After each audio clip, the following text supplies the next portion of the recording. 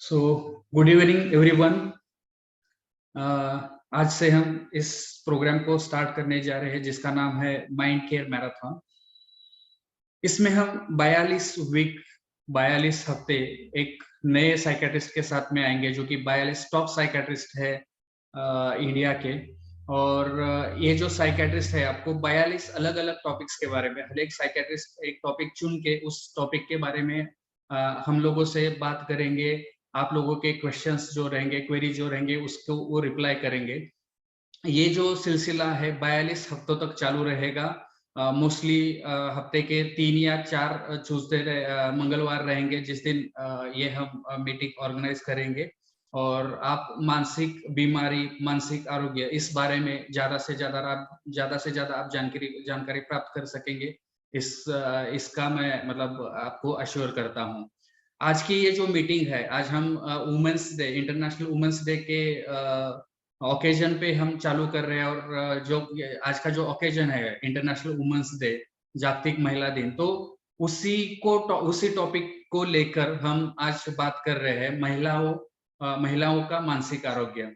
आज जो ये टॉपिक है उस टॉपिक के लिए हमारे साथ जुड़ी हुई है मुंबई से डॉक्टर अपर्णा देशमुख, जो कि हम लोगों से महिलाओं के मानसिक आरोग्य के बारे में बात करेंगे। तो आप सभी का मैं स्वागत करता हूं। मैं डॉक्टर अपर्णा देशमुख को यहाँ पे मतलब इनवाइट करता हूं।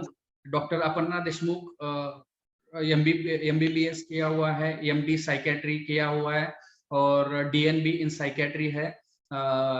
सायन हॉस्पिटल मुंबई, जो कि एक मुंबई का बहुत बड़ा हॉस्पिटल है, कॉलेज है, वहां से उन्होंने अपना साइकेट्री किया हुआ है। और वो मनोविकास क्लिनिक नवी मुंबई में प्रैक्टिस करते हैं। इंडिया के one of the top psychiatrist में से एक है doctor Aparna Deshmukh. I welcome you doctor Aparna Deshmukh. तो आज का जो टॉपिक है महिलाओं का मानसिक आरोग्य या फिर वुमेन्स एंड मेंटल हेल्थ। आज हम इस टॉपिक के बारे में बात करेंगे। लोगों के जो मन में क्वेश्चंस रहेंगे उनको हम आंसर करने की कोशिश करेंगे। आपको क्या लगता है ये टॉपिक क्यों इम्पोर्टेंट है? महिलाओं का मानसिक आरोग्य क्यों इम्पोर्टेंट है? सबसे पहले तो doctor Atul, thank you so much for inviting me. और ये मतलब मेरा प्रिविलेज है कि I am kick starting the first session of the programme and I wish you all the best कि ये प्रोग्राम बहुत सक्सेसफुल हो, क्योंकि इसके पीछे जो इंटेंशन है वो बहुत ही इम्पोर्टेंट है कि मेंटल हेल्थ अवेयरनेस स्प्रेड करना। और ये आज का जो टाइम चल रहा है वो ये बहुत ही बड़ा नीड है सोसाइटी का। So thank you so much for doing this and thank you so much for inviting me first of all. हम महिलाओं के बारे में स्पेसिफिकली क्यों बात कर रहे हैं? तो एक तो यूजुअली जब हम महिलाओं की हेल्थ के बारे में बात करते हैं तो हम यूजुअली रिप्रोडक्टिव हेल्थ के बारे में बात करते हैं, यानी कि पीरियड रिलेटेड इंफॉर्मेशन या प्रेगनेंसी, लैक्टेशन, इस बारे में ही ज्यादा महिलाओं का फोकस जो रहता है हेल्थ का, वो इस एरिया में रहता है। लेकिन मेंटल हेल्थ इन जनरल, चाहे महिला हो या पुरुष हो, ये बहुत ही इम्पोर्टेंट फैसेट है हमारे हेल्थ का। और अगर आपकी मेंटल हेल्थ सही नहीं है तो आप कंप्लीटली हेल्दी नहीं कहे जाओगे। सो ये बहुत जरूरी है कि मेंटल हेल्थ को भी हमें एक सीरियसली लेना है। महिलाओं के बारे में स्पेसिफिकली इसलिए क्योंकि महिलाओं का जो मेंटल हेल्थ है वो उसमें बहुत ज्यादा मिस इन्फॉर्मेशन है, बहुत ज्यादा गलतफहमियां हैं। और ये गलतफहमियां बहुत सेंचुरीज से हैं। मतलब जब स्टार्टिंग में ये माना जाता था कि औरतों की जो मानसिक बीमारियां हैं वो उनकी यूट्रस से रिलेटेड है, जिसकी वजह से हिस्टेरिया ये नाम आया कि क्योंकि लोगों को लगता था कि यूट्रस की वजह से उनको मानसिक बीमारियां हो रही है। तो ये धीरे धीरे ये गलतफहमी बदल के ये हो गई कि जादू टोने की वजह से हो रही है। तो विच क्राफ्ट की वजह से जब औरतों को साइकोसिस वगैरह ऐसे सिम्टम्स आते थे तो लोगों को लगता था कि कुछ चुड़ैल का साया है, इस तरह के कॉजेशंस आने लगे। जब हम साइंटिफिक एरा में आए जब हमें ज्यादा इसके बारे में जानकारी मिलने लगी कि एक्चुअली क्यों होती है मानसिक बीमारियां, तब भी ये इतने पुराने स्टीरियोटाइप्स है कि ये अभी भी कायम है। तो अभी भी हम बहुत बार हिस्टेरिया ये वर्ड यूज करते हैं। इनफैक्ट 1980 तक ये वर्ड हमारे डायग्नोस्टिक मैनुअल में था और हम फिर भी उसे हिस्टेरिया ही कहते थे। और तो ये एक स्टीरियोटाइप हो गया है महिलाओं का कि वो बहुत अपने प्रॉब्लम्स को एग्जैजरेट करते हैं या बहुत इमोशनल हो जाते हैं या वो इजीली कंट्रोल उनको कर सकते हैं। तो इस तरह की मिस इन्फॉर्मेशन है बहुत ज्यादा। दूसरी चीज है, दूसरा कारण है क्यों हमें बात करनी चाहिए, क्योंकि महिलाएं खुद अपने सिम्टम्स को इग्नोर बहुत ज्यादा करती है, खुद की हेल्थ को इन जनरल, और मेंटल हेल्थ तो उससे भी ज्यादा। तीसरी चीज है कि बीमारियां जो है वो बहुत ज्यादा मात्रा में है। मतलब अगर डिप्रेशन एंजाइटी की ही हम लोग बात ले ले, जो सबसे कॉमनेस्ट मेंटल इलनेस है, ये महिलाओं में 2 गुना ज्यादा है पुरुषों से। और द लास्ट रीजन इज कि महिला जो है वो परिवार का एक सेंट्रल रोल निभाती है। जो फैमिली यूनिट है, जो कि सोसाइटी का बेसिक यूनिट है, इसमें सेंट्रल भूमिका महिला की रहती है। तो अगर इनका मानसिक स्वास्थ्य ठीक नहीं रहा तो एज अ फैमिली वो पूरा फैमिली का यूनिट अफेक्ट होगा और on a larger scale society भी अफेक्ट होगी। तो महिलाओं का स्पेशली इसलिए हम आज बात कर रहे हैं उनकी मेंटल हेल्थ के बारे में। डेफिनेटली और जैसे हमने एक बुक का भी नाम सुना है, men's are from Mars and women's are from Venus. So ये जो बात है, मतलब ये दर्शाता है कि वुमेन्स की मेंटेलिटी अलग होती है, मेल्स की मेंटेलिटी अलग होती है। मतलब वो ज्यादातर रिलेशनशिप के बारे में बात की हुई है, लेकिन एक ओवरऑल हम देखेंगे तो वुमेन्स का मेंटेलिटी जो है वो थोड़ा सा अलग रहता है, मेल्स का जो मेंटेलिटी होता है वो अलग है। तो एग्जैक्टली ये क्या डिफरेंसेस है, what makes women's like different from the mental health viewpoint, from the health viewpoint? Actually, of course, there is no question, biologically हम लोग अलग सेक्सेस हैं तो ऑब्वियसली बहुत ज्यादा डिफरेंस है। तो शारीरिक तौर पे देखने जाए तो हमारे शरीर के ढांचे से लेके हमारे अंदर के ऑर्गन्स तक इसमें बहुत डिफरेंस है, हमारे डीएनए में डिफरेंस है। तो देयर इज नो क्वेश्चन कि महिला और पुरुष में बहुत फर्क है। ऑन अ हार्मोनल लेवल भी हमें बहुत फर्क है।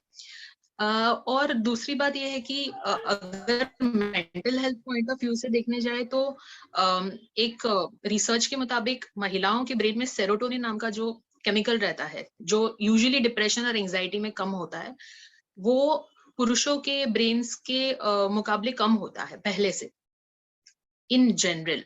तो ये कुछ कुछ डिफरेंसेस है जो हार्मोनल लेवल पे होते हैं। तो biological differences are there, there is no question.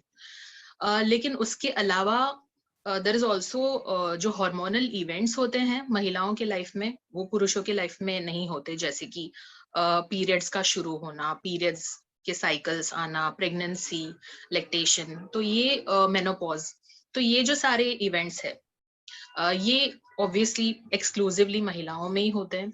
और ये देखा गया है कि इन इवेंट्स के साथ बहुत सारे मानसिक बीमारियां जुड़ी हुई है इन इवेंट्स के इर्द गिर्द।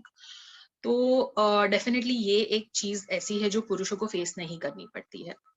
दूसरा ये है कि कुछ कुछ लाइफ इवेंट्स होते हैं जैसे चाइल्ड बर्थ।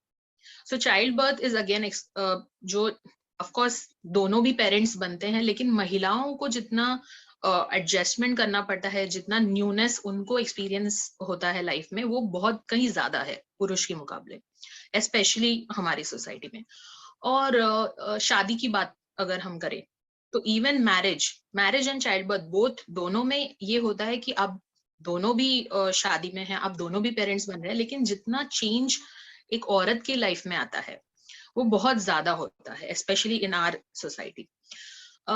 और अगर सामाजिक तौर पे देखें तो औरतों को बहुत जैसे जिसे हम बोलते हैं डिस्क्रिमिनेशन, तो डिस्क्रिमिनेशन, क्योंकि हमारी सोसाइटी एक पेट्रियार्कल सोसाइटी है, पुरुष प्राधान्य सोसाइटी है, तो एक डिस्क्रिमिनेशन बहुत ज्यादा महिलाओं को फेस करना पड़ता है, जिसकी वजह से ये हो सकता है कि मेंटल इलनेसेस का प्रमाण ज्यादा होता है होगा या डिप्रेशन एंजाइटी ज्यादा स्तर पे होती है। Another thing is abuse. जो अब्यूज और ट्रॉमा औरतों को फेस करना पड़ता है वो पुरुषों के मुकाबले कई ज्यादा होता है। तो ये डिस्क्रिमिनेशन और ट्रॉमा, ये दो ऐसी चीजें हैं जो सोशल फैक्टर्स हैं, जो कि एक औरत को उसका सामना काफी ज्यादा मात्रा में करना पड़ता है। तो इस तरह से डेफिनेटली इसका जो प्रभाव है मेंटल हेल्थ पे, तो उसकी वजह से काफी डिफरेंसेस आते हैं पुरुष में और महिला में। ओके, तो हम थोड़ा सा अगर इसको बाद में एक समझने की कोशिश करो, तो एक तो है बायोलॉजिकल फैक्टर्स या फिर ब्रेन या ऑर्गन में जो कुछ चेंजेस है वो एक, दूसरा जो है हार्मोनल जो लेवल्स रहेंगे वो अलग अलग है, तो उसकी वजह से ये इफेक्ट होता है। तीसरा जो है वो जो लाइफ इवेंट्स है कि मेनार्के रहेगा, मंथली जो मेंस्ट्रुअल साइकिल होता है वो टाइम रहेगा, या फिर प्रेगनेंसी रहेगा, डिलीवरी रहेगी, या फिर मेनोपॉज रहेगा। तो ये जो इवेंट्स है रिलेटेड टू द मतलब साइकिल, मेंस्ट्रुअल साइकिल और रिप्रोडक्टिव वी कैन से, तो उस वो एक है। और तीसरा जो सबसे इम्पोर्टेंट है वो सोसाइटी में जो उनका रोल है, जेंडर डिस्क्रिमिनेशन हो या फिर as a mother, as a wife उनका रोल हो, या फिर ट्रॉमा जो अब्यूज है वो हो, तो वो एक है। अगर हम सोसाइटी के बारे में ही अगर थोड़ा सा एक्सटेंडेड बात करेंगे, तो जो वेस्टर्न कल्चर है या फिर वहां पे जो है वुमेन्स को ये सब फेस नहीं करना पड़ता, इंडिया में ये ज्यादा वुमेन्स को फेस करना पड़ता है। तो इंडिया में ये थोड़ा सा लगता है कि कुछ अलग है, वहां पे चीज थोड़ी सी अलग है, वहां पे मेंटल इश्यूज कम है और यहाँ पे मेंटल इश्यूज ज्यादा है, ऐसे कुछ है डिफरेंस? मतलब अगर इंडियन सिनारियो क्या है फिर एट प्रेजेंट? तो बेसिकली हाँ, कुछ डिफरेंसेस डेफिनेटली है, कुछ चीजों में हम लोग सिमिलर हैं, जैसे बायोलॉजिकल चीजें तो वो इतना डिपेंड नहीं करता, बट कल्चरल जो चीजें हैं या सोसाइटल फैक्टर्स है वो डेफिनेटली डिफर करता है on the from the West. तो एक, जैसे कि मैंने कहा कि क्योंकि हमारी सोसाइटी पेट्रियार्कल है, पुरुष प्रधान है, तो एक पहले से ही मेल्स को एक असेट माना जाता है, एक संपत्ति के तौर पे माना जाता है, और महिलाओं को एक लायबिलिटी या एक बोझ की तरह देखा जाता है। और ये इनग्रेनिंग काफी बचपन से ही होने लगता है। तो right from the time that girl child is unwanted, इससे ही वो शुरू हो जाता है। और उसके बाद यूजुअली ये होता है कि चाइल्डहुड से ही एजुकेशन में ज्यादा इन्वेस्ट नहीं करते लड़कियों के एजुकेशन में, या उनके शादी पे ज्यादा ध्यान दिया जाता है कि उनकी शादी अच्छे घर में हो। तो ये जो एम्पावरमेंट है कि जो हम लड़कियों को पढ़ा के उनको इंडिपेंडेंट बनाए, ये ज्यादा नहीं होता हमारे समाज में। तो एम्पावरिंग गर्ल्स जो कि बहुत इंपॉर्टेंट है उनके इंडिपेंडेंस के लिए, वो हम नहीं करते हैं। ज्यादा फोकस हम लोग शादी पे या उस डायरेक्शन में ज्यादा सोचते हैं। तो एक ये है। दूसरी बात ये है कि इवन शादी के बाद भी काफी डिपेंडेंट रहती हैं महिलाएं। तो अगर मानसिक बीमारियां फॉर एग्जांपल अगर उन्हें हो भी जाए, तो बहुत बार उन्हें अबैंडन किया जाता है या उन्हें वापस भेज दिया जाता है अपने घर पे। तो ये पुरुषों के साथ नहीं होता। तो अगर शादी के बाद अगर कोई मानसिक बीमारी होती है, तो पुरुषों को सपोर्ट फैमिली का रहता है, जबकि औरतों में ये थोड़ा डिफिकल्ट हो जाता है, क्योंकि अगर वो इन लॉज के साथ रह रहे हैं तो वो काफी बार उन्हें अबैंडन कर देते हैं या शादी डिवोर्स ले लेते हैं या इस तरह से। हाँ, अगर शादी के पहले भी मानसिक बीमारी हो जाती है, तो फिर यू ऑल्सो नो कि शादी के चांसेस खत्म से हो जाते हैं। No one wants to marry. तो बहुत बार फैमिली मेंबर्स डोंट रिवील कि मेंटल इलनेस है, और इसका भी एक बुरा असर होता है, क्योंकि शादी के बाद जब इन लॉज को पता चलता है तो उनका नजरिया पेशेंट की तरफ एकदम नेगेटिव हो जाता है, तो वो केयर ही नहीं करते। तो इस तरह से महिलाओं का जो दर्जा है वो काफी एक सेकंड क्लास सिटीजन की तरह है, तो उनके हेल्थ को इतना इम्पोर्टेंस नहीं दिया जाता है through out the life span.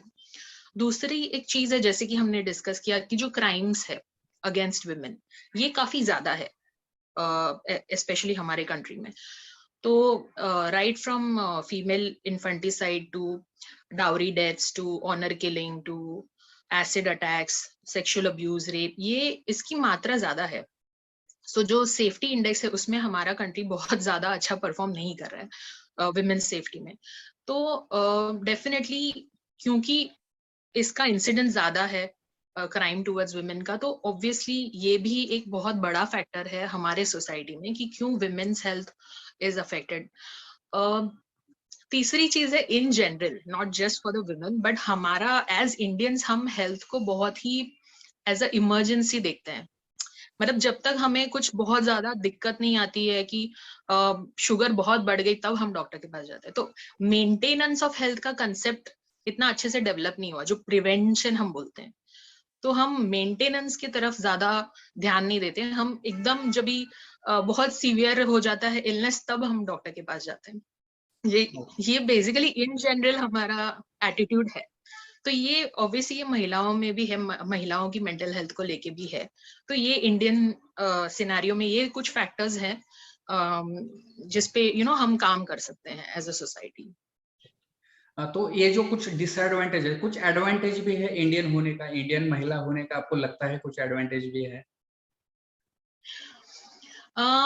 मुझे एक्चुअली सबसे बड़ा एडवांटेज ये लगता है इंडियन होने का कि हमारे यहाँ एक, अगर आप वर्किंग वुमेन को ले लीजिए तो यहाँ पे हमें क्योंकि हमारे फैमिली डायनामिक्स ऐसे होते हैं कि यूजुअली पेरेंट्स होते हैं हमारे साथ रह रहे होते हैं, whether it is your mother, your parents या योर इन-लॉज।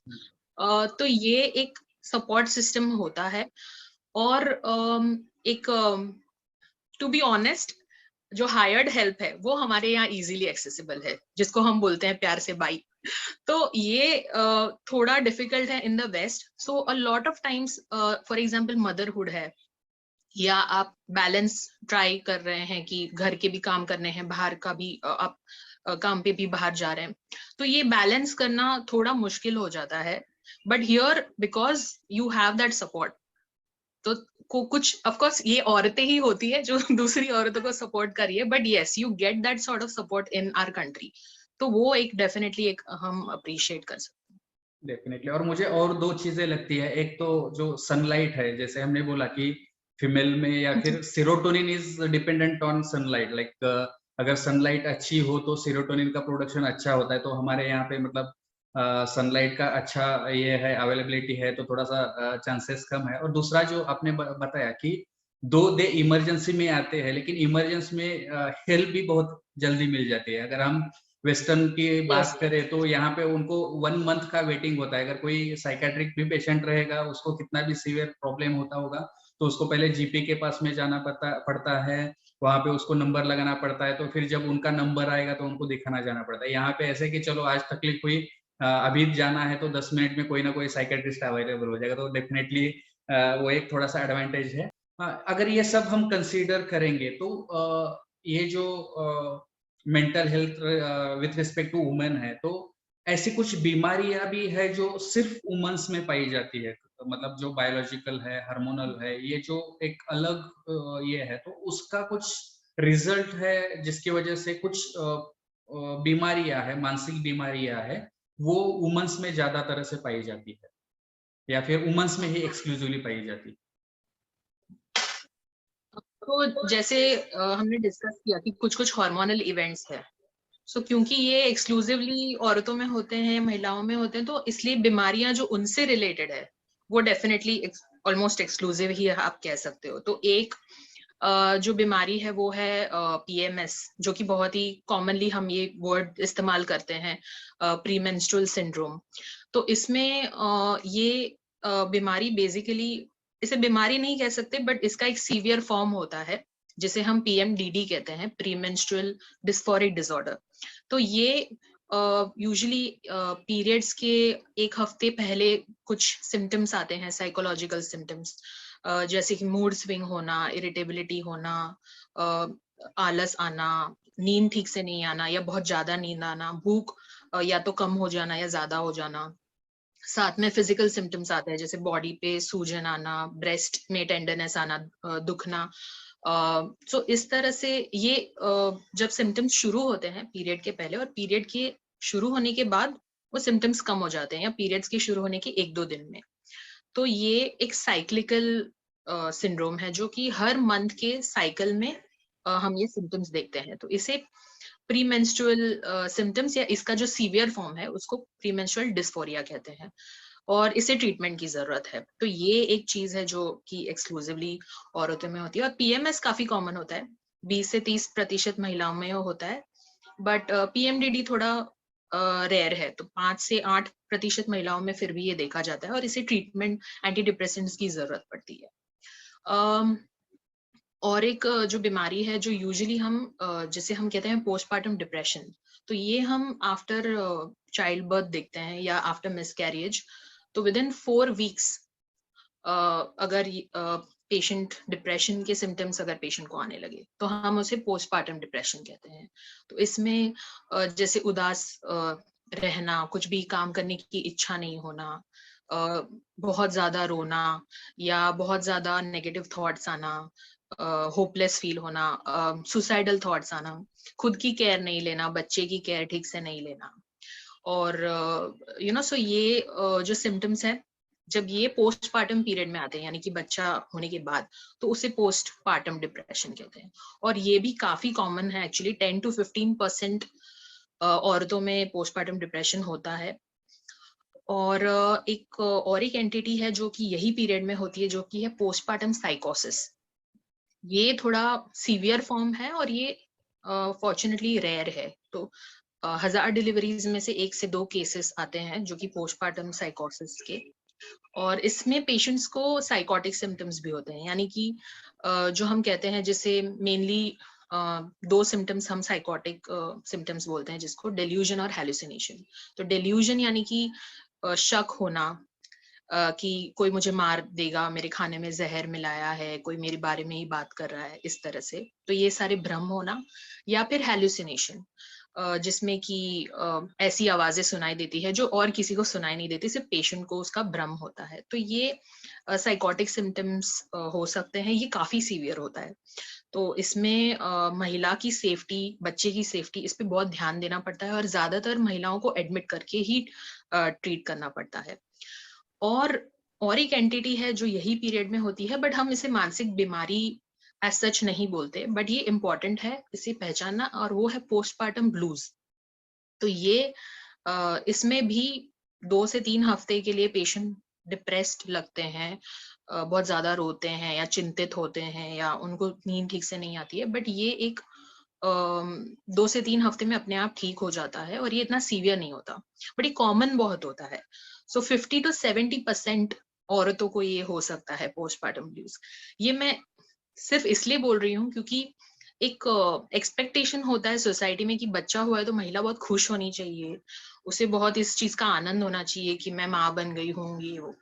तो इसीलिए आप सोच सकते हैं कि अगर ये इतना कॉमन है तो काफी महिलाओं को ये इसका सामना करना पड़ता होगा, which means that they are not going to be apparently very happy, क्योंकि इतना स्ट्रेसफुल है। अपनी आपके बायोलॉजिकल बहुत चेंजेस आते हैं बॉडी में, बच्चे होने की वजह से एक एडेड रिस्पॉन्सिबिलिटी आती है, और कई बार सोशल सपोर्ट भी इतना अच्छा नहीं होता। तो ऐसे बहुत सारे फैक्टर्स है कि जिसकी वजह से स्ट्रेस हो सकता है। तो इट इज वेरी नेचुरल। तो ये एक्सपेक्टेशन रखना कि नहीं आपको बहुत खुश रहना है, और कभी कभी महिलाएं खुद सोचती हैं कि मैं खुश क्यों नहीं हूँ, मुझे दुख क्यों महसूस हो रहा है, तो ये कम्प्लीटली नॉर्मल है। तो you should not be worried about that.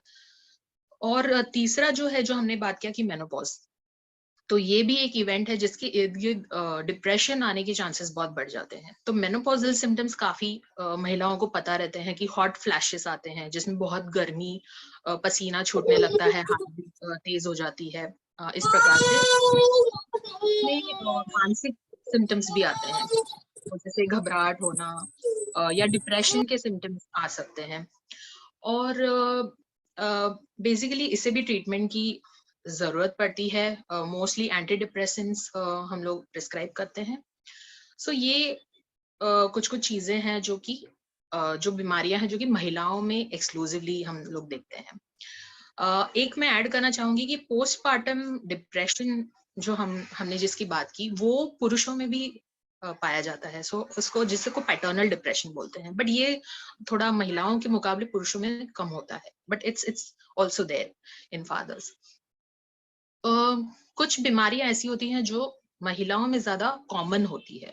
For example हमने बात की डिप्रेशन एंड एंग्जाइटी। ये दोनों भी बीमारियां महिलाओं में 2 गुना ज्यादा होती है पुरुषों से, तो ये बहुत कॉमन होती है महिलाओं में।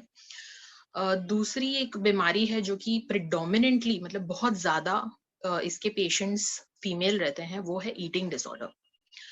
तो ईटिंग डिसऑर्डर बेसिकली क्या होता है, हम लोग यूजुअली उसको एनोरेक्सिया कहते हैं। ये यूजुअली यंग लड़कियों में, टीनेजर्स या अर्ली 20s में पाया जाता है, जिसमें कि औरतों को एक बॉडी इमेज डिस्फंक्शन हो जाता है, जो अपनी खुद की बॉडी उन्हें लगता है कि वो बहुत ही उनका वेट बहुत ज्यादा है, वो बहुत मोटे हैं, तो वो बहुत ज्यादा एक्सरसाइज करने लग जाते हैं या खाना बहुत कम खाते हैं या खाना खाने के बाद उल्टी कर देते हैं। तो इस तरह के सिम्टम्स जब होते हैं तो उसे हम ईटिंग डिसऑर्डर कहते हैं। ये बहुत ज्यादा मात्रा में महिलाओं में होता है क्योंकि 85 to 95% पेशेंट्स आर फीमेल। उसके अलावा जो PTSD नाम की बीमारी है, वो महिलाओं में ज्यादा कॉमन है क्योंकि ये ट्रॉमा के बाद होने वाला डिसऑर्डर है, यानी कि कुछ हिंसा या कुछ घटना ऐसी हो जो कि बहुत ही आपके लाइफ को इम्पैक्ट करे, उसके बाद ये डिसऑर्डर होता है, जिसको हम कहते हैं पोस्ट ट्रॉमेटिक स्ट्रेस डिसऑर्डर। और ये महिलाओं में ज्यादा कॉमन है, मे बी बिकॉज महिलाओं में जो पर्सनल ट्रॉमा है उसके चांसेस ज्यादा होते हैं, जैसे कि पर्सनल वायलेंस, सेक्सुअल वायलेंस, इस तरह से। और डिमेंशिया, एक्चुअली जो अल्जाइमर्स टाइप का डिमेंशिया है, वो महिलाओं में बहुत ज्यादा कॉमन है। तो इस तरह से हाँ, कुछ कुछ बीमारियां ज्यादा महिलाओं में प्रिडोमिनेंटली हम देखते हैं। तो ऐसी कुछ मतलब आपने जैसे बोला कि पोस्टपार्टम ब्लूज है और पोस्टपार्टम डिप्रेशन है, तो पोस्टपार्टम ब्लूज में अगर कोई है तो उसके पेरेंट्स को या फिर उनको आप क्या एडवाइस करेंगे और कब उन्होंने ट्रीटमेंट में जाना चाहिए, कब पता चलना है कि वो पोस्टपार्टम ब्लूज से पोस्टपार्टम डिप्रेशन में जा रहे हैं, ये कैसे पता कर सकते हैं? और उन्होंने ट्रीटमेंट कब चालू करना चाहिए, फिर फॉर ट्रीटमेंट उन्होंने कब कंसल्ट करना चाहिए? सो बहुत बड़ा फर्क ये होता है कि फंक्शनिंग आपका कितना अफेक्ट होता है, मतलब आप बच्चे का ध्यान कितना अच्छे से रख पा रहे हैं, मेनली वो हम देखते हैं। क्योंकि ब्लूज में उदासी के सिम्टम्स होते हैं, पेशेंट उदास रहते हैं या उनको चिड़चिड़ापन महसूस होता है, वो रोते हैं, लेकिन ये ज्यादातर जब उनको अच्छा सपोर्ट मिलता है, सोशल सपोर्ट मिलता है, तो ये काफी हद तक स्टेबलाइज हो जाता है। और उनका जो फंक्शनिंग है, भले वो उनको नींद ठीक से नहीं आ रही है या लेकिन उसके बावजूद भी वो अपने जो कामकाज में उनका परफॉर्मेंस काफी ठीक रहता है, बच्चे की वो फिर भी केयर ले पाते हैं, अपनी खुद की भी केयर ले पाते हैं। तो सिम्टम्स होने के बावजूद भी, जो कि माइल्ड सिम्टम्स है, वो काफी फंक्शनल रहते हैं। लेकिन यस, ऐसा बहुत बार होता है कि ब्लूज बदल जाते हैं इनटू डिप्रेशन, तो ये they can progress into depression. ये आप तब पहचान सकते हैं जब महिला बहुत ही बिल्कुल भी अपना ध्यान रखना बंद कर देते हैं या बच्चे की तरफ बिल्कुल इनडिफरेंट, यानी कि जैसे उन्हें कोई फर्क नहीं पड़ता कि बच्चे का कोई ध्यान रख रहा है नहीं रख रहा है। और नींद और भूख के जो सिम्टम्स है वो बहुत ही कंसिस्टेंटली हो जाते हैं कि बिल्कुल नींद ही नहीं आ रही है या बहुत ही ज्यादा पूरा दिन सो रहे हैं। और सुसाइडल टेंडेंसी, तो ये सुसाइडल थॉट्स अगर आने लगे, then it is the red flag कि ये डेफिनेटली पोस्टपार्टम डिप्रेशन है। Okay, thank you. आपने बहुत अच्छी तरह से मतलब हर एक बीमारी के बारे में सिम्टम्स बताए, उनको कैसे पहचानना है बताया, बहुत अच्छी तरह से आपने एक्सप्लेन किया है। कुछ बीमारियां ऐसे हैं जो मेल और फीमेल में पाई जाती है, लेकिन फीमेल में वो अलग तरह से प्रेजेंट करती है, या फिर उनके सिम्टम्स मेल में अलग होते हैं और फीमेल में अलग। बीमारी एक ही है लेकिन फीमेल में सिम्टम्स अलग रहेंगे और मेल में सिम्टम्स अलग तरह से रहेंगे। तो यूजुअली हर एक बीमारी का यूजुअली प्रेजेंटेशन सिमिलर रहता है, बट जनरली अगर हम लोग देखें तो महिलाओं की जो फर्स्ट ऑफ ऑल वो अपने सिम्टम्स को या तो बहुत ही नॉर्मलाइज करते हैं, तो वो बहुत ही कहते हैं कि हाँ मतलब इतना ज्यादा प्रॉब्लम नहीं है, या उनको डाउन प्ले करते हैं, ज्यादा एक्सप्रेस नहीं करते। और दूसरे स्पेक्ट्रम में ऐसे हैं कि बहुत ज्यादा छोटे छोटे सिम्टम्स को भी बहुत ज्यादा वो लोग इम्पोर्टेंस देते हैं। तो ये दोनों चीजें देखी गई है महिलाओं में, डिपेंडिंग ऑन द पर्सनैलिटी। और एक चीज है कि सोमैटिक कंप्लेंट्स जो रहते हैं, जो शारीरिक सिम्टम्स रहते हैं, ये महिलाएं ज्यादा एक्सप्रेस करती हैं। तो जैसे कि वो इन जनरल हमारे सोसाइटी का एक फीचर है कि हम सोमैटिक लैंग्वेज ज्यादा यूज करते हैं। तो हम जो माइंड की लैंग्वेज है, साइकोलॉजिकल लैंग्वेज हम कम यूज करते हैं। तो हमें अगर कहना है कि हम मुझे आज बहुत उदास लग रहा है या मुझे अपसेट फील हो रहा है, तो ये हम हमारे लेक्सिकॉन में, हमारी डेली लैंग्वेज में ज्यादा आता नहीं है।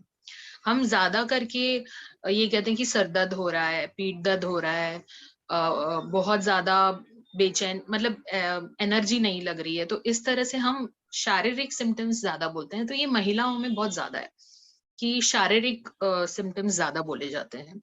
इसका और एक कारण महिलाओं में ये है कि अगर आप जैसे उदाहरण के तौर पे अगर कोई बहू अपने सास को कहेगी कि मुझे उदास लग रहा है, तो वो बोलेगी हाँ तो ठीक है उसमें क्या बड़ी बात है, जाके अपना काम करो। बट अगर महिला कहेगी कि मुझे बहुत ज्यादा पीठ दर्द हो रहा है, मुझे बिल्कुल, मैं खड़ी ही नहीं रह पा रही हूँ, तो शायद उसको कुछ अटेंशन मिलेगा, कुछ सिंपैथी मिलेगी कि आप उनको बोलेगी कि ठीक है जाके रेस्ट करो। तो सोमैटिक सिम्टम्स का एक ये होता है कि उसको ही ज्यादा इंपॉर्टेंस भी दिया जाता है या उसको ज्यादा अटेंशन भी दिया जाता है। तो सोमैटिक यानी कि शारीरिक जो सिम्टम्स है वो महिलाएं ज्यादा एक्सप्रेस करती है पुरुषों के मुकाबले। और इसके अलावा जो एंजाइटी के सिम्टम्स हैं, जो घबराहट के सिम्टम्स हैं, वो भी शारीरिक सिम्टम्स ज्यादा होते हैं। वो महिलाओं में ज्यादा इंटेंसली आते हैं पुरुषों के मुकाबले। सुसाइड अटेम्प्ट्स महिलाओं में ज्यादा होते हैं पुरुषों के मुकाबले। ऑफ कोर्स जो डेथ बाय सुसाइड है वो मेल्स में ज्यादा होते हैं, क्योंकि वो जो तरीके अपनाते हैं वो काफी घातक होते हैं। बट अटेम्प्ट्स महिलाएं बहुत ज्यादा करती हैं पुरुषों के मुकाबले। तो ये और बाकी बहुत सारी बीमारियां हैं जिसमें कि छोटे छोटे डिफरेंसेस हम देखते हैं सिम्टम्स में, बट ज्यादा मोटे मोटे में अगर कहें तो ये एक चीज है कि बहुत ज्यादा सोमैटिक लैंग्वेज यूज करना। और दूसरा है कि जो वेजिटेटिव सिम्टम्स जिसे हम कहते हैं कि नींद और भूख, तो ये यूजुअली डिप्रेशन में कम हो जाते हैं। जो लोगों की नींद है, भूख है, ये कम हो जाती है। ये महिलाओं में इसका उल्टा होता है। ये ज्यादा कॉमन महिलाओं में है, एटिपिकल फीचर्स आना, कि उनकी भूख बढ़ जाती है बहुत ज्यादा, और उनकी नींद भी बहुत ज्यादा बढ़ जाती है, तो बहुत ज्यादा सोने लगते हैं। तो ये एटिपिकल फीचर्स भी औरतों में ज्यादा होते हैं पुरुषों के मुकाबले। तो ये कुछ डिफरेंसेस हैं। धन्यवाद। अभी हमने एक मतलब बहुत क्रिटिकल सिचुएशन का सामना किया है। कोरोना पैंडेमिक जो आया था, ऑलमोस्ट 2 साल हम उससे जूझ रहे हैं, अभी ये तीसरा साल है। तो ये जो कोरोना पैंडेमिक है, उसकी वजह से महिलाओं के मानसिक आरोग्य पे कुछ ज्यादा असर हुआ है या कम असर हुआ है, या फिर एग्जैक्टली क्या सिचुएशन है, मेल में और फीमेल में क्या डिफरेंस है जो ये सिचुएशन की वजह से आया है, या फिर फीमेल की जो मेंटालिटी है, मेंटल हेल्थ है, उस पे उसका क्या असर हुआ है? तो आई थिंक स्ट्रेस बहुत ज्यादा बढ़ गया है। और क्योंकि हमारा इट्स अगेन कि हमारा जो सोसाइटी का स्ट्रक्चर है वो वैसा है कि फीमेल्स पे ज्यादा रिस्पॉन्सिबिलिटी आ जाती है। तो अगर जैसे कि पैंडेमिक में स्पेशली ये देखने को मिल रहा था कि हायर्ड हेल्प नहीं है, जो यूजुअली आपके घर पे काम करने के लिए जो दूसरे लोग रहते हैं वो है नहीं। तो ये रिस्पॉन्सिबिलिटी जो घर की फीमेल है उस पे आ जाती है। बच्चों का ऑनलाइन स्कूल चल रहा है, तो अगेन उनकी पढ़ाई प्रीटी मच ये होता है कि बच्चे हार्डली ऑनलाइन स्कूल में इतना ध्यान दे पाते हैं, क्योंकि उनके लिए नया चेंज है। तो वो रिस्पॉन्सिबिलिटी भी जो घर की औरत है उस पे आ जाती है। घर में कोई बूढ़ा है, बच्चा है, कोई बीमार है, तो ये केयर गिवर का जो रोल है वो मेन महिलाओं का ही हो जाता है। तो जो रिस्पॉन्सिबिलिटीज है वो ऑलरेडी केयर गिविंग की महिलाओं पे होती है, उसके अलावा ये एडिशनल बर्डन पैंडेमिक में आए। उसके इवन जो औरतें जो वर्क फ्रॉम होम भी कर रही थी, तो देखने में ऐसा आ रहा था कि वो दोनों भी रिस्पॉन्सिबिलिटीज में जगल कर रही हैं। वो वर्क फ्रॉम होम भी कर रही हैं, वो घर का काम भी कर रही हैं, क्योंकि डिविजन ऑफ लेबर जो डोमेस्टिक लेबर है उसका हमारे सोसाइटी में डिविजन इक्वल नहीं है। तो अगर आप दोनों हस्बैंड वाइफ दोनों भी वर्क फ्रॉम होम कर रहे हैं, लेकिन फिर भी हस्बैंड बहुत ज्यादा कंट्रीब्यूट नहीं करते हाउस होल्ड चोर्स में, तो ये भी एक फैक्टर है। और जैसे कि मैंने कहा, बाहरी कोई हेल्प नहीं है, तो वो सारे काम भी महिलाओं पे रिस्पॉन्सिबिलिटी शिफ्ट हो गई। और एक डिमार्केशन जब हम नहीं कर पाते हैं अपने पर्सनल और प्रोफेशनल लाइफ में, ये बहुत ज्यादा हो रहा था कि कहाँ उनका वर्क फ्रॉम होम खत्म हो रहा है, कहाँ उनका घर का टाइम शुरू हो रहा है, ये नहीं हो पा रहा था बहुत जगह पे। क्योंकि इतनी सारी चीजें एक दिन में अगर आपको फिट करनी है, तो वो जैसे कि काम करते करते बीच में खाना बनाना या इस तरह से, तो ये बहुत मिक्सिंग हो जाता है और that can be very stressful, क्योंकि आपको पता नहीं चलता कि आपका काम कहाँ खत्म हो रहा है, आपका फैमिली टाइम कब शुरू हो रहा है। तो ये भी बहुत स्ट्रेसफुल होता है। डोमेस्टिक वायलेंस के भी केसेस काफी बढ़ गए थे। Again that also takes a toll on your mental health, तो आपकी मानसिक स्वास्थ्य पे डेफिनेटली उसका असर पड़ता है। और there is no break, no socialisation, तो आप इतने आइसोलेटेड हैं, and this is such a important thing आपका स्ट्रेस रिलीव करने के लिए, स्पेशली महिलाओं में, क्योंकि उनकी सोशल नेटवर्किंग बहुत स्ट्रांग होती है पुरुषों के मुकाबले।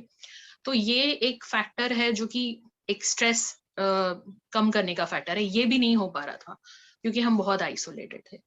और कुछ कुछ केसेस में, जैसे कि अभी इनिशियली प्रेग्नेंट औरतें या लैक्टेटिंग औरतों को वैक्सीन नहीं दिया जा रहा था, तो उस कारण उनका जो आइसोलेशन पीरियड है वो भी काफी ज्यादा लंबा हो गया, उनको एक्स्ट्रा प्रिकॉशन लेना पड़ा। तो ये कुछ कुछ फैक्टर्स है जिसकी वजह से मुझे ऐसा लग रहा है कि महिलाओं पे थोड़ा ज्यादा इफेक्ट हुआ है पैंडेमिक का, लॉकडाउन का। Right, definitely. मतलब जो वर्किंग वुमन थी उनको वर्किंग वुमन का रोल करना था, उनको मदर का रोल करना था, वाइफ का रोल करना था, या फिर मेड का भी रोल उनका ही था, हाउस वाइफ का भी रोल उनका ही था, और स्कूल टीचर भी वही थी और ट्यूशन टीचर भी वही थी। तो डेफिनेटली राइट। वो अभी हमने जो ये सारी बीमारियों के बारे में बात किया, तो डिफरेंस जो ट्रीटमेंट होता है, ट्रीटमेंट में भी कुछ अलग होता है, जो मतलब फीमेल के लिए अगर कुछ ट्रीटमेंट करना हो तो कुछ उसमें अलग तरह से ट्रीटमेंट करना चाहिए या फिर ट्रीटमेंट लगता है? सो ट्रीटमेंट के कुछ अलग अलग पहलू है। एक पहलू है कि हेल्प सीकिंग, यानी कि सबसे पहला जो स्टेप है कि डॉक्टर के पास जाना।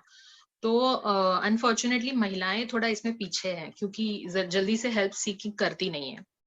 तो जैसे कि अगर स्टैटिस्टिक्स देखे जाए तो 3 पुरुषों के मुकाबले 1 महिला हेल्प सीक करेगी या क्लिनिक में आएगी, आप डॉक्टर के पास जाएगी। तो हेल्प सीकिंग सबसे पहले बहुत कम है। इसकी वजह से काफी बीमारियां या तो डायग्नोस होती नहीं है, या फिर बहुत ही लेट जब बहुत सीवियर हो जाती है तब डायग्नोस होती है, फिर उसका ट्रीटमेंट मुश्किल हो जाता है। तो ये एक बहुत बड़ा फैक्टर है ट्रीटमेंट रिलेटेड।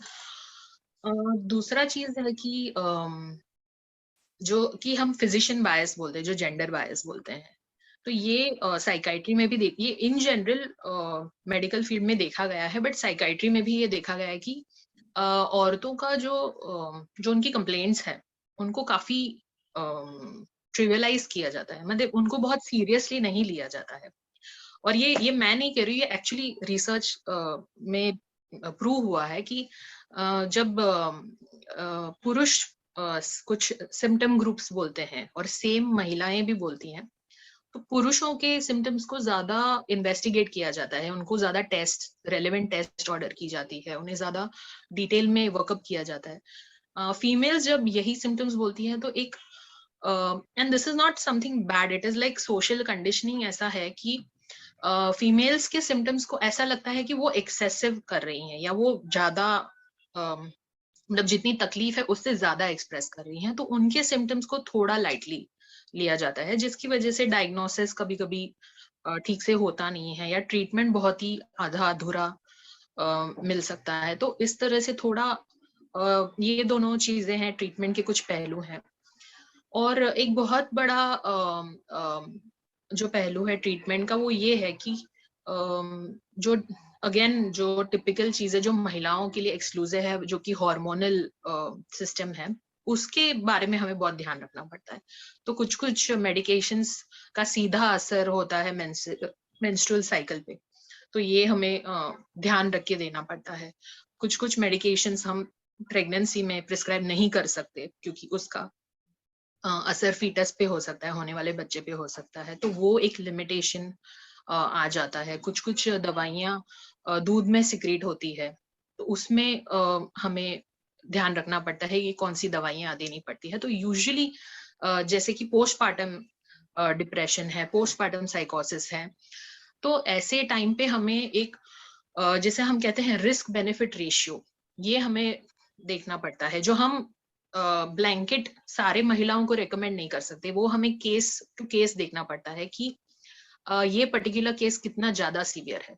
फॉर एग्जाम्पल, अगर किसी औरत को पोस्टपार्टम साइकोसिस है और या फिर उन्हें प्रेगनेंसी में ही साइकोसिस होने लगा है, और मेडिकेशन देना बहुत जरूरी है, क्योंकि अगर हम मेडिसिन नहीं देंगे तो उनकी जान को, वो खुद अपने जान को कुछ खतरा है, या फिर वो अपने बच्चे का ठीक से ध्यान नहीं रखेंगे, अपने बच्चे को भी हार्म कर सकते हैं। जब ये सिचुएशन है तो हमें फिर वो ज्यादा नहीं हम सोच सकते कि दूध में अगर थोड़ा बहुत दवाई जाएगी और बच्चे पे क्या असर होगा। तो फिर हमें we have to look at the bigger picture, we have to look at the overall benefit.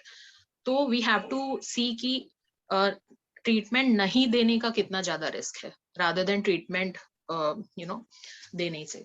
तो ये हर एक केस में अलग अलग होता है। तो हम एक ब्लैंकेट हम सभी वुमेन को रेकमेंड हर चीज सेम नहीं कर सकते, तो केस के हिसाब से हम डिसाइड कर सकते हैं कि किसको मेडिसिन स्टार्ट करनी है। इवन मेडिसिन जब हम स्टार्ट भी करते हैं तो हम ऐसी मेडिसिन स्टार्ट करते हैं जो कि बहुत ही कम, जिसका रिस्क हो, कम से कम डोज पे स्टार्ट किया जाता है, साथ साथ में थेरेपी दी जाती है ताकि हम डोज कम रख सके, कम ड्यूरेशन के लिए दे सके। तो ये सारी चीजें हम लोग डेफिनेटली इसको ध्यान में ज्यादा रखना पड़ता है। आपने जैसे कहा शुरू में कि मतलब सोमैटाइजेशन ज्यादा है, तो आपने जैसे बोला कि 3:1 रेशियो है, तो मुझे लगता है कि ज्यादातर woman as a somatic symptoms present करते हैं, तो हेल्प के लिए भी वो फिजिशियन को ज्यादा मतलब प्रेफर करते होंगे rather than going to the psychiatrist. मतलब मेल अगर कहेगा कि मुझे तकलीफ हो रहा है, मुझे उदास लग रहा है, मुझे ये हो रहा है, तो वो डायरेक्टली हो सकता है साइकियाट्रिस्ट के पास में आ जाए। लेकिन female because she has complaints of somatization और मतलब सोमैटिक सिम्टम्स रहेंगे, तो वो ज्यादातर फिजिशियन के पास में जाते रहेंगे, ट्रीटमेंट लेते रहेंगे, लेकिन उनको उतना फर्क नहीं मिलता है या फिर उनको आराम नहीं मिलता है। आगे बढ़ने से पहले मतलब हम ऑलमोस्ट प्रोग्राम खत्म करने के कगार पे है, प्रोग्राम एंड होने वाला है। आप हमारे जो श्रोता है, फीमेल श्रोता है, या फिर उनके जो रिलेटिव्स होंगे, तो उनको आप फीमेल के मेंटल हेल्थ को अगर अच्छा रखना है, संतुलित रखना है, तो उसके लिए आप उनको क्या टिप्स देंगे, उनके लिए आप क्या सजेस्ट करेंगे? तो यूजुअली मैं ये एक वुमेन रिलेटेड ही नहीं है, सिर्फ इन जनरल अगर आपको मेंटल हेल्थ अपना अच्छा रखना है, तो मेरे ख्याल से ये 7 फैक्टर्स है, जिसको मैं 7S बोलती हूँ। तो इट्स इजी टू रिमेम्बर। और ये आपको, so this is like maintaining good health, जो हमने जैसे पहले बात की कि हम मेंटेनेंस की तरफ हमारा कम ध्यान रहता है। तो अगर आपको एक गुड हेल्थ मेंटेन करनी है, आपको मेंटल इलनेस है नहीं, लेकिन आपको अपनी हेल्थ बरकरार रखनी है, तो आप क्या चीजें कर सकते हैं। तो इसमें 7 एसेस हैं जो मैं जस्ट आप पढ़ के बताती हूँ। एक है सोशलाइजिंग, दूसरा है स्लोइंग डाउन, तीसरा है सेल्फ केयर, चौथा है सोमा, पांचवा है सोशल सर्विस, छठा है सेटिंग गोल्स, और सातवां है सीकिंग हेल्प। तो ये क्या चीजें हैं? एक है socialisation. So socialising is connecting. तो अपने दोस्तों से, परिवार से, या जो भी आपका सोशल सर्कल है, उससे कनेक्टेड रहना, ये बहुत बड़ा फैक्टर है अपनी मेंटल हेल्थ को अच्छा रखने के लिए। तो ये बहुत जरूरी है कि आप सोशलाइज करें, इससे आपका सपोर्ट सिस्टम अच्छा बनेगा। दूसरी चीज है स्लोइंग डाउन। स्लोइंग डाउन यानी कि आपका जो रूटीन है उससे आप बीच बीच में ब्रेक्स लीजिए। आप रिलैक्सेशन करिए, मेडिटेशन करिए, जो भी आपको थोड़ा रिलैक्स कर सके, काम कर सके। तो ये चीजें भी आपको बीच बीच में अपने आप को ब्रेक देना है अपने काम से। तीसरा चीज है self care. So self care is about being kind to yourself. तो आपकी देखभाल करिए, अपने आप के प्रति थोड़ा सिंपैथी दिखाइए कि हाँ, मैं जितना हो सके मैं कर रही हूँ या कर रहा हूँ। और जो आपको पसंद है वो चीजें जरूर करें। तो दिन में आप जैसे अगर आपको क्रिएटिव कुछ करना पसंद है या म्यूजिक सुनना पसंद है तो ऐसी एक्टिविटीज को आप इंक्लूड करें अपने दिन भर में। चौथा है सोमा। सोमा यानी बॉडी।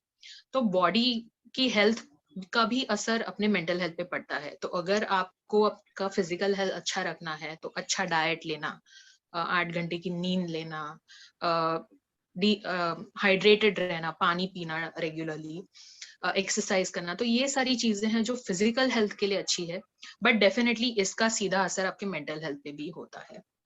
पांचवा है सोशल सर्विस। सो बहुत लोग जब चैरिटी या वॉलंटियर वर्क करते हैं तो ये उनके लिए बहुत ही बड़ा स्ट्रेस बस्टर होता है व्हेन दे हेल्प अदर्स। तो ये बहुत ही एक मेंटल हेल्थ के लिए अच्छी बात है। छठा है सेटिंग गोल्स। तो अपने जीवन के आपके जो भी गोल्स है उनको क्लियर कट जितना आप रखेंगे, जितना आप प्रायोरिटाइज करेंगे, जितना आप अपने टाइम को शेड्यूल करेंगे, तो उतना आपको क्लियरली दिखाई देगा कि मुझे क्या अचीव करना है और फिर आप उसके टूवर्ड्स काम कर सकते हैं। तो सेटिंग रियलिस्टिक गोल्स।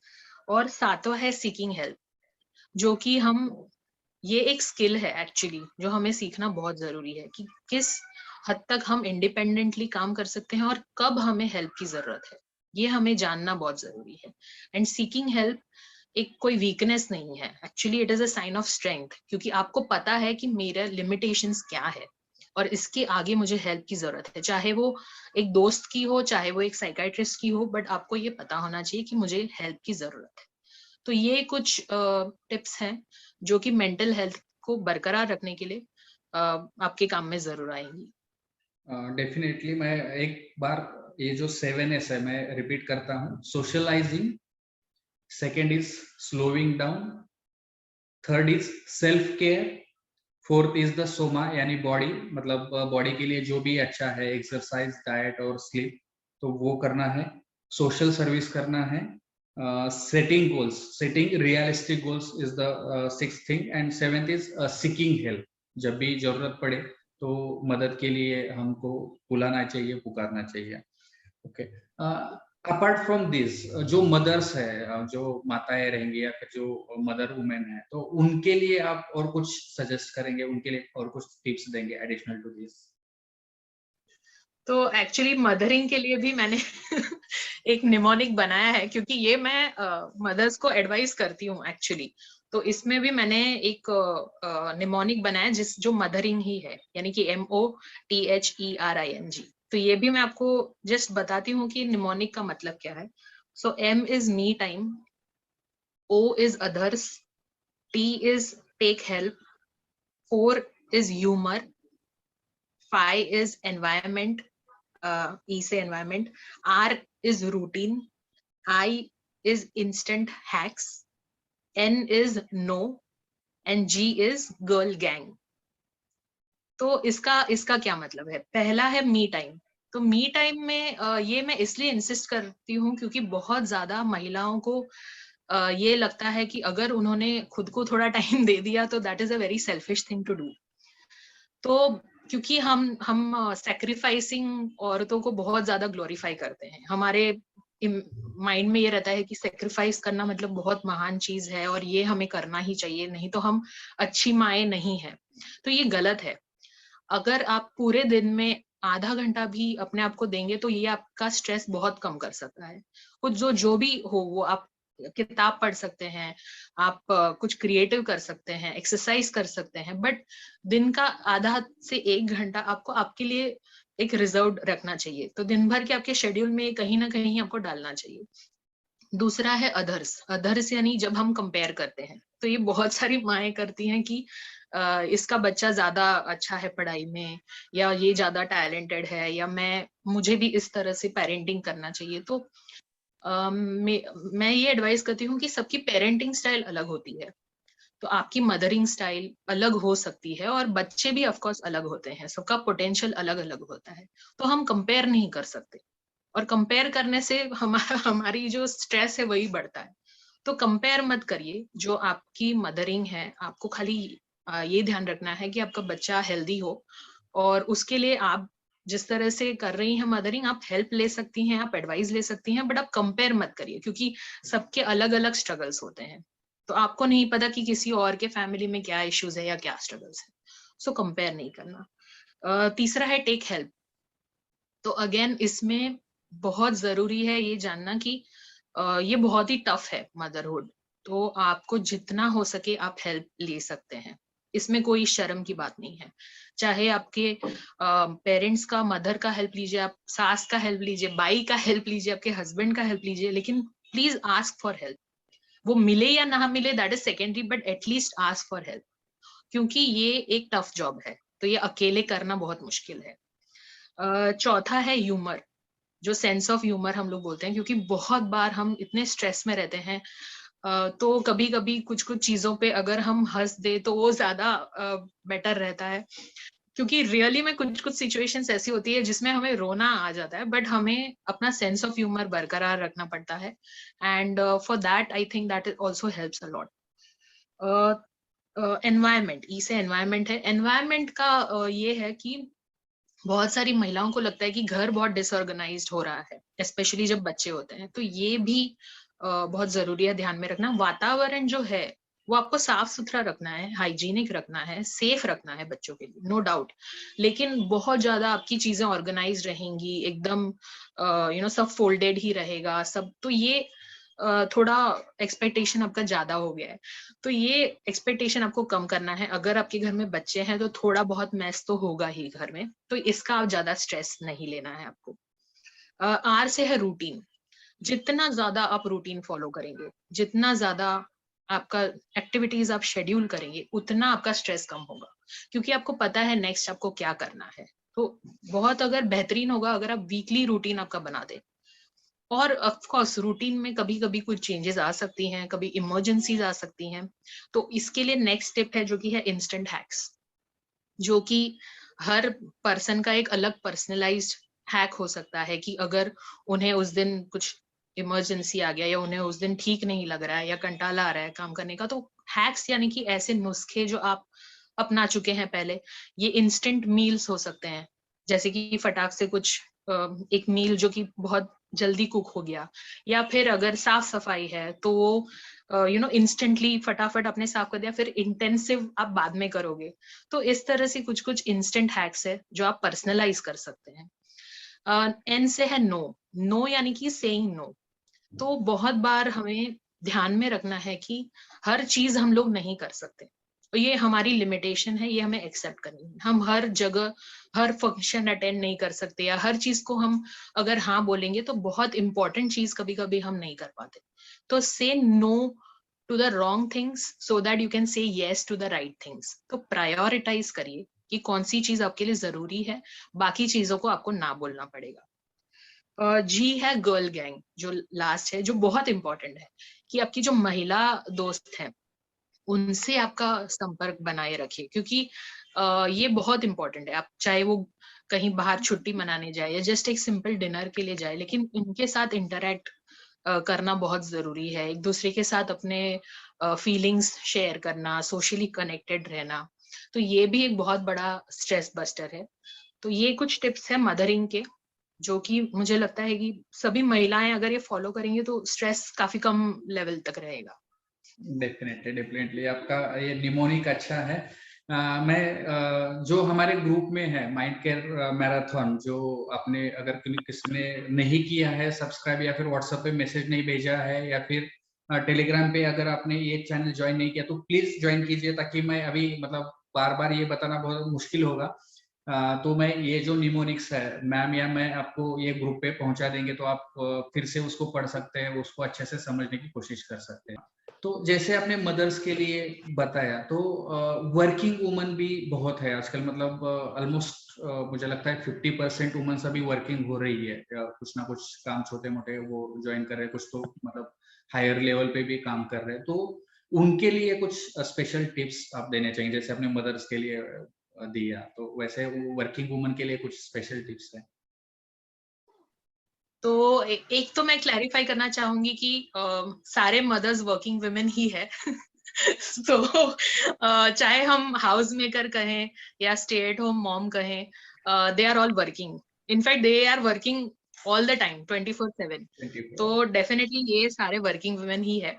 बट अगर यस हम उन महिलाओं की बात करें जो एक्चुअली ऑफिस जाते हैं और घर के अलावा वो बाहर भी काम कर रहे हैं, तो उनको क्योंकि वो दो लाइफ फैसेट्स को जगल करना पड़ता है कि घर पे परिवार का ख्याल रखना, घर की काम काज को ध्यान रखना और बाहर ऑफिस वर्क का ख्याल रखना।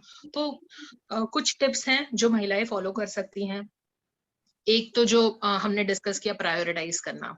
तो the first thing is prioritise, यानी कि क्या चीजें आप कर सकते हैं, ये क्लियर कट अपने माइंड में इसको समझ लेना। तो और जो अनइम्पॉर्टेंट चीजें हैं उसे नहीं बोल देना या ना बोल देना। तो प्रायोरिटाइज एक सबसे पहला स्टेप है जो आपको करना है। उसके बाद आपको प्लान करना है। प्लानिंग बहुत इंपॉर्टेंट है। जैसे कि हमने बात की शेड्यूलिंग की, आपके एक्टिविटीज को आपको शेड्यूल करना है। जितना आप शेड्यूल करेंगे, जितना आप रूटीन एक फॉलो करेंगे, उतनी आपकी स्ट्रेस कम हो जाएगी, उतना आप डिमार्केट कर पाओगे कि कब मेरा काम खत्म हो रहा है, कब मेरा फैमिली टाइम शुरू हो रहा है। तो ये प्लानिंग बहुत जरूरी है। तीसरी चीज है जो आपके प्लान में आप डाल सकते हैं, वो है कौन सी एक्टिविटीज आप करने वाले हो, कौन सी आप डेलीगेट करने वाले हो। सो कौन से आप खुद करने वाले हो, कौन से आप दूसरों को डेलीगेट करने वाले हो। और ये डेलीगेशन आपको कोई रिस्पॉन्सिबल पर्सन को दे सकते हैं, मेड को दे सकते हैं, आपके पेरेंट्स को दे सकते हैं, कभी कभी जो बड़ा सिबलिंग है उन्हें भी दे सकते हैं कि ये काम तुम्हें करना है। सो डेलीगेशन भी बहुत इंपॉर्टेंट है क्योंकि सारी एक्टिविटीज आप नहीं कर पाओगे। और चौथी चीज है कंपार्टमेंटलाइज करना, जो वर्किंग लेडीज के लिए ज्यादा इंपॉर्टेंट हो जाती है, क्योंकि एक प्रोफेशनल लाइफ और पर्सनल लाइफ को मिक्स करने से, जैसे कि हमने डिस्कस किया, ये बहुत प्रॉब्लमैटिक हो सकता है। तो कहाँ आपके काम की बाउंड्रीज खत्म होती है, कहाँ आपकी फैमिली टाइम शुरू होती है, ये क्लियर कट आपको कंपार्टमेंटलाइज करना है।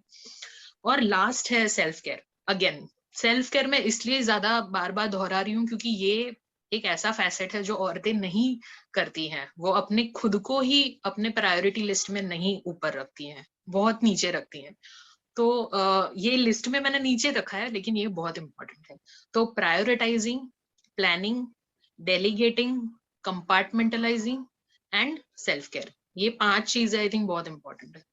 ओके, मतलब तीनों में भी मुझे जो कॉमन दिख रहा है वो है सेल्फ केयर। खुद मतलब पहले मैं और बाद में हम दूसरे सब लोग। जैसे हम हवाई जहाज में बोलते हैं ना कि पहले अपना ऑक्सीजन मास्क लगाइए, फिर दूसरों का लगाइए। तो पहले अपना ख्याल रखिए, तभी आप बेहतर ख्याल रख पाओगे दूसरों का।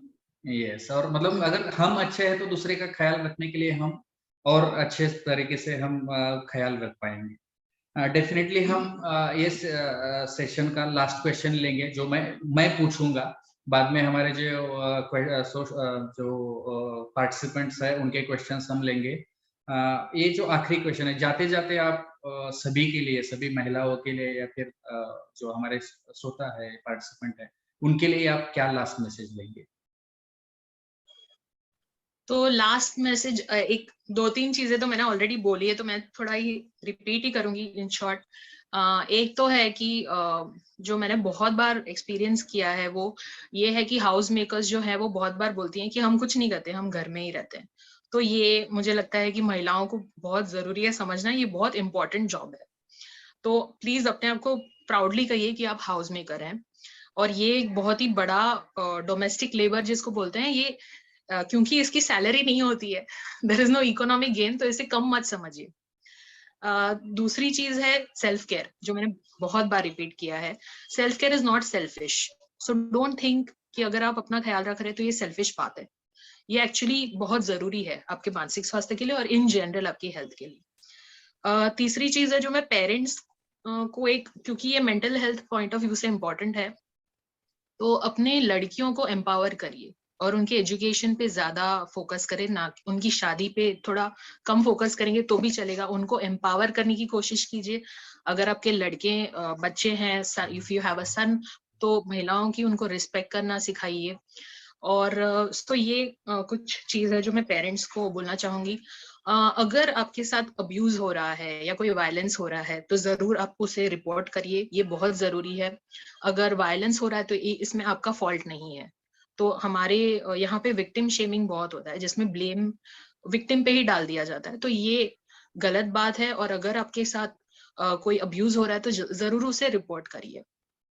और एक चीज है जो महिलाओं को मैं बोलना चाहूंगी कि आप एक दूसरे को एम्पावर करिए, एक दूसरे को मदद करिए, एक दूसरे को एनकरेज करिए। तो ये महिलाओं में बहुत ज्यादा जरूरी है कि एक जैसे ब्रदरहुड होता है आदमियों पुरुषों में, तो ये महिलाओं में थोड़ा कम होता है। तो एक दूसरे को नीचे मत खींचे, एक दूसरे को बढ़ावा दीजिए, एक दूसरे को इंस्पायर कीजिए, एक दूसरे को एनकरेज कीजिए, बहुत जरूरी है। और लास्ट में मैं ये भी कहना चाहूंगी कि ये मेंटल इलनेसेस की जो हम लोग बात कर रहे हैं, तो इट इज नॉट अभी एक इंडिविजुअल क्वेश्चन नहीं रहा है। हम स्टैटिस्टिक्स देख रहे हैं और ये हमें अभी समझ जाना चाहिए कि एक सोशल प्रॉब्लम है। So I think what you are doing is such a great thing, क्योंकि इट्स अबाउट टाइम कि एज अ सोसाइटी हम इसके बारे में बात करें। ये कभी इंडिविजुअल लेवल की प्रॉब्लम नहीं रही है, ये एक सोशल प्रॉब्लम है। और एक चीज मैं और एक ऐड करना चाहूंगी, आई डोंट नो कि बहुत सारे जो पार्टिसिपेंट्स हैं उन्हें समझ में आएगा, बट हम एक पर्टिकुलर क्लास की हमने आज बात नहीं की, क्योंकि वो ये डिस्कशन थोड़ा अलग डायरेक्शन में गया। तो ट्रांसजेंडर विमेन की हमने बात नहीं की, बट ये वो हैं जो कि they were assigned as male at birth, but उन्होंने ट्रांजिशन होके now they are living as women. इनकी स्ट्रगल्स बहुत ज्यादा, मतलब ऑलरेडी जो विमेन की स्ट्रगल्स है वो तो है ही, plus they have to face a lot of discrimination, stigma. तो ये एक मैं सिर्फ एक्नॉलेज करना चाहूंगी कि ये भी एक समाज का हिस्सा है, जिसके बारे में भी हम मे बी हम फ्यूचर में बात कर सकते हैं। तो that's it, thank you so much, and I think we can take questions. Definitely thank you. आपने बहुत अच्छी तरह से, मुझे लगता है श्रोताओं के कमेंट्स आने भी लगे हैं कि एक्सीलेंट सेशन चल रहा है, आपने बहुत अच्छी तरह से उनको समझाया है। हम क्वेश्चंस लेंगे। जिन्होंने ऑलरेडी चैट बॉक्स में क्वेश्चन टाइप किया है, अगर वो हैंड रेज करके डायरेक्टली पूछना चाहते तो डायरेक्टली पूछ सकते हैं। फिलहाल मैं बजरंग सर से रिक्वेस्ट करूंगा कि वो खुद को अनम्यूट करे और मैम से एक क्वेश्चन पूछे। आपका जो क्वेश्चन है। हाँ जी साहब, good evening sir. Sir happy women's day. मुझे ये पूछना है मैडम से कि मैं लास्ट 36 ईयर से सेरेनेस 1.5 mg डिल्यूजन के कारण ले रहा हूँ, और उसके पहले मैं एमकॉम, पीजीडीएफएम, एलएलबी जनरल भी कर लिया है, और मैं काम करते हुए मेरे बच्चों को सेटअप कर दिया है। लेकिन अभी क्या है कि मैं 11 बजे नींद आती है और 4 बजे उठ जाता हूँ, फिर रामदेव बाबा का योगा करता रहता हूँ, गार्डन में जाके योगा करता हूँ, मेडिटेशन करता हूँ, फ्रेंडशिप बना रखी है सब। तो 5 घंटे की नींद कहीं ऐसा नहीं हो कि मैं वापस रिलैप्स हो जाऊं। दवाई चालू है और मेदावटी भी ले रहा हूँ रामदेव बाबा की, और सेरेनेस 1.5 mg भी ले रहा हूँ। मुझे खाली वही है कि 5 घंटे की जो नींद आ रही है मुझे कम ले रहा हूँ, इसलिए कहीं ऐसा नहीं हो रिलैप्स हो जाऊं, पहले डर रहा हूँ बस। और कोई मुझे दिन में कोई ऐसा थकान वकान कुछ नहीं होती है। तो बताइए डरना सही है या ठीक है 5 घंटे की नींद? Over to you ma'am. Okay, so पहले मैं एक डिस्क्लेमर देना चाहती हूँ कि पर्सनल मेडिकल एडवाइस जो है ये इस तरह से देना एक्चुअली सही बात नहीं है, जो कि एक पर्सन के थोड़े बहुत, क्योंकि यूजुअली जब हम किसी को एडवाइस देते हैं पेशेंट को, तो हम उनकी पूरी हिस्ट्री लेते हैं फिर हम एडवाइस देते हैं। बट जनरल में एक एडवाइस दे सकती हूँ कि कभी कभी कुछ लोगों की नींद की जो नीड है वो कम हो सकती है। तो अगर आपको नेक्स्ट डे फ्रेश लग रहा है, आपको लग रहा है आपने एक फ्रेश नींद ली है, तो फिर कोई इश्यू नहीं है। अगर थोड़े थोड़े सिम्टम्स आपको रिलैप्स आने लगे, you can always go to your psychiatrist, क्योंकि सबसे सही इंसान अगर कोई है जो आपको गाइड कर सकता है, तो वो पर्सन है जो आपको करंटली ट्रीट कर रहा है, वो साइकाइट्रिस्ट है जो आपको अभी जिसकी ट्रीटमेंट शुरू है। तो ये आपकी, क्योंकि वो आपकी हिस्ट्री को अच्छी तरह से जानते हैं एज अ पेशेंट, वो आपके सिम्टम्स को जानते हैं, बहुत बार उन्हें समझ में आ जाता है कि रिलैप्स शुरू हो रहा है, तो बेस्ट पर्सन वो है जो आपकी अभी ट्रीटमेंट कर रहा है। बट इन जनरल अगर कुछ लोगों की नींद की नीड ही कम हो जाती है तो देन इट्स फाइन। ओके, हम नेक्स्ट क्वेश्चन लेंगे। मैडम, आप पुरुषों को क्या सलाह दोगी महिलाओं को मेंटली सपोर्ट देने के बारे में? वो महिलाओं को, पुरुष महिलाओं को कैसे मेंटल सपोर्ट दे सकती है? पुरुषों को ज्यादातर यही दिक्कत होती है कि वो उन्हें समझ ही नहीं पाते। तो what will you suggest to the husband, brother, father, or whosoever like they're in house? So how can they support to the female?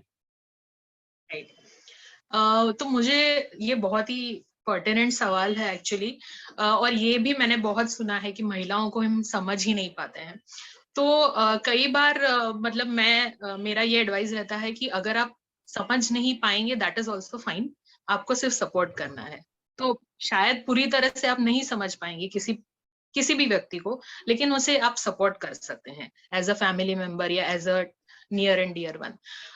As far as महिलाओं का जो है सपोर्ट कैसे करना है, जैसे कि मैंने आपको बताया मेंटल हेल्थ के लिए ये बहुत जरूरी है कि उन्हें हेल्प चाहिए होती है। तो बहुत बार अगर आपको दिख रहा है कि जो औरत है, जैसे कि पैंडेमिक में दे आर स्ट्रगलिंग, ये काम के जो डिस्ट्रीब्यूशन में एक अनइक्वालिटी है, तो आप उसे दूर कर सकते हैं, आप उनके काम में हाथ बटा सकते हैं। कभी कभी औरतें बोलती नहीं हैं, ये एक्चुअली एक प्रॉब्लम है। मुझे ऐसा लगता है कि औरतों ने भी कम्युनिकेट करना चाहिए अपनी जो नीड्स है, चाहे वो फुलफिल हो या ना हो वो बात की बात है, बट डेफिनेटली अपनी नीड्स को कम्युनिकेट करना चाहिए। बट अगर वो नहीं कर रही हैं और आपको लग रहा है कि वो स्ट्रगल कर रही हैं, तो जरूर आप उनकी मदद कर सकते हैं। और बहुत इम्पोर्टेंट लगती है वो है कि शुरू से ही कैसे हम अपने बच्चों को अपब्रिंगिंग उनका कैसा रखते हैं। तो जब हम जैसे कि लड़कों को अगर हम कहें कि cooking is a female skill, तो ये गलत बात है। अगर हम ये कहें कि एक सर्वाइवल स्किल है, ये तुम्हें सीखना है, ये तुम्हें फ्यूचर में इंडिपेंडेंट बनाएगा, तो ये एक अलग नजरिया है इस तरह से देखने का। तो पैंडेमिक में भी जो हमने देखा है, काफी पुरुषों ने भी कुकिंग वगैरह सीखा या इस तरह से, तो ये जो उनके पार्टनर्स है या उनके स्पाउसेस है, उनका लोड कम हो गया उसकी वजह से। तो बहुत लोग अगर काम में हाथ बटाए या एक फेयरनेस कि तुम भी वर्क फ्रॉम होम कर रहे हो, हम भी वर्क फ्रॉम होम कर रहे हैं, तो इसका डिवीजन भी हम इक्वल कर देते हैं, तो ये एक तरह से आप हेल्प कर सकते हैं। दूसरा ये हेल्प कर सकते हैं कि अगर उनको मेंटल इलनेसेस के सिम्टम्स दिख रहे हैं, तो उनको एक सपोर्ट की जरूरत होती है, तो वो आप सपोर्ट बन सकते हैं। अगर उनकी ट्रीटमेंट चल रही है, तो एज अ केयर गिवर आप उनको सपोर्ट दे सकते हैं, उनको एक अनकंडीशनली आप समझने की कोशिश कर सकते हैं कि उनकी क्या क्या इश्यूज है, उनको किस तरह का सपोर्ट चाहिए होता है, उनको एनकरेज कर सकते हैं कि कैसे उन्हें कोई मेंटल हेल्थ प्रोफेशनल के पास ले जाया जाए। तो ये अलग अलग पहलू है, चाहे उन्हें मेंटल इलनेस हो या ना हो, आप अलग अलग तरीके से उन्हें सपोर्ट कर सकते हैं। तो मुझे ऐसा लगता है कि बहुत समझने का शायद अगर आप नहीं समझ पा रहे हैं दैट इज फाइन, लेकिन उनकी जो स्ट्रगल है उन्हें अप्रिशिएट करिए। छोटी छोटी चीजें महिलाएं बहुत अप्रिशिएट करती है मेरे ख्याल से, तो वो आप उनके लिए छोटे छोटे जेस्चर्स आप डेफिनेटली दिखा सकते हैं कि आप कैसे केयर करते हैं उनके लिए, तो वो जरूर करिए। और अगर वो मेंटली स्ट्रगल कर रहे हैं, तो प्लीज उनको एनकरेज करिए कि वो हेल्प जल्द से जल्द लें। डेफिनेटली मुझे लगता है कि यहाँ पे वुमेन्स ने भी कम्युनिकेशन का जो रोल है कि डायरेक्टली बताना बहुत जरूरी है। मतलब मैं एज अ मेल ये करता हूँ कि मैं बहुत मतलब इंटेलेक्चुअली डिसेबल्ड हूँ उस बारे में, या फिर बहुत सारे मेल्स ऐसे है कि उनको मैं मतलब इनडायरेक्टली कुछ तो बात करना, तुम इतना भी नहीं समझ पाए, तुम ये भी नहीं समझ पाए, तो वो थोड़ा सा मेल में क्वेश्चन थोड़ा सा मुझे लगता है कम होता है। तो कम्युनिकेशन डायरेक्टली कि मुझे ये चाहिए तो मुझे यही चाहिए बोलना जरूरी है। और मेल्स को पता नहीं अभी उसके लिए कुछ मतलब क्या कर सकते हैं, वो सम इनडायरेक्ट जो है हिंट कैसे समझे वो एनीवेज उसमें औरतों का, हाँ, औरतों पे ज्यादा उनको फोकस करना पड़ेगा हमें कि कैसे कम्युनिकेशन आपका बेटर किया जाए। तो अपनी नीड्स आप बताइए क्लियरली, और वो डायरेक्टली वो बताए जरूर। मतलब क्या है एग्जैक्ट। हम यहाँ पे नेक्स्ट क्वेश्चन लेने वाले हैं, उससे पहले time to take break and quiz. सभी पार्टिसिपेंट से रिक्वेस्ट है जो इस क्विज में पार्टिसिपेट करना चाहते हैं, आप अपना मोबाइल उठाइए। आपको जो आपको नंबर दिया हुआ है 9503421124, अगेन 9503421124, उसके ऊपर आपको रिप्लाई करना है। क्वेश्चन मैं आपको बताऊंगा, सिर्फ आपको आंसर करना है और वो नंबर पे सेंड करना है। जो फास्टेस्ट आएगा और जो दोनों क्वेश्चंस के आंसर देंगे उनको मतलब एज अ 3 विनर्स हम चुनेंगे। तो पहला जो क्वेश्चन है वो यहाँ पे है, जो मैम ने पहले बताते हुए जो पहला क्वेश्चन था उसके बारे में जब मैम बता रही थी तो उन्होंने हिस्टेरिया नाम का यूज किया, हिस्टेरिया बीमारी के बारे में यूज किया।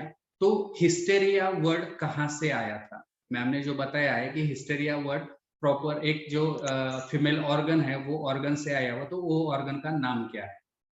आप फास्टेस्ट फिंगर फर्स्ट या फिर जो भी रहेगा आप फास्ट रिप्लाई कीजिए, जो फर्स्ट आएगा वो, और दूसरा क्वेश्चन हम बाद में मतलब बताऊंगा मैं। यहाँ पे हम नेक्स्ट क्वेश्चन ले रहे हैं वसीफ बेग जो पूछ रहे हैं, most of the time women have relationship issues with husband, so I want to ask why this issues arises. मतलब यूनिवर्सल क्वेश्चन जिसको हम बोल सकते हैं, relationship issues with husband. Relationship issues एक बहुत ही वेग टर्म है, क्योंकि ये बहुत सारी चीजों की वजह से हो सकते हैं।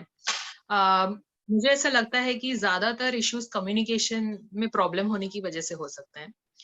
कि अगर जब कम्युनिकेशन, जैसे कि हमने डिस्कस किया, हमारी नीड्स जब हम कम्युनिकेट ठीक से क्लियरली नहीं कर पाते और सामने वाला नहीं समझ पाता, तो ये बहुत बड़ा प्रॉब्लम हो जाता है कम्युनिकेशन इश्यूज की वजह से।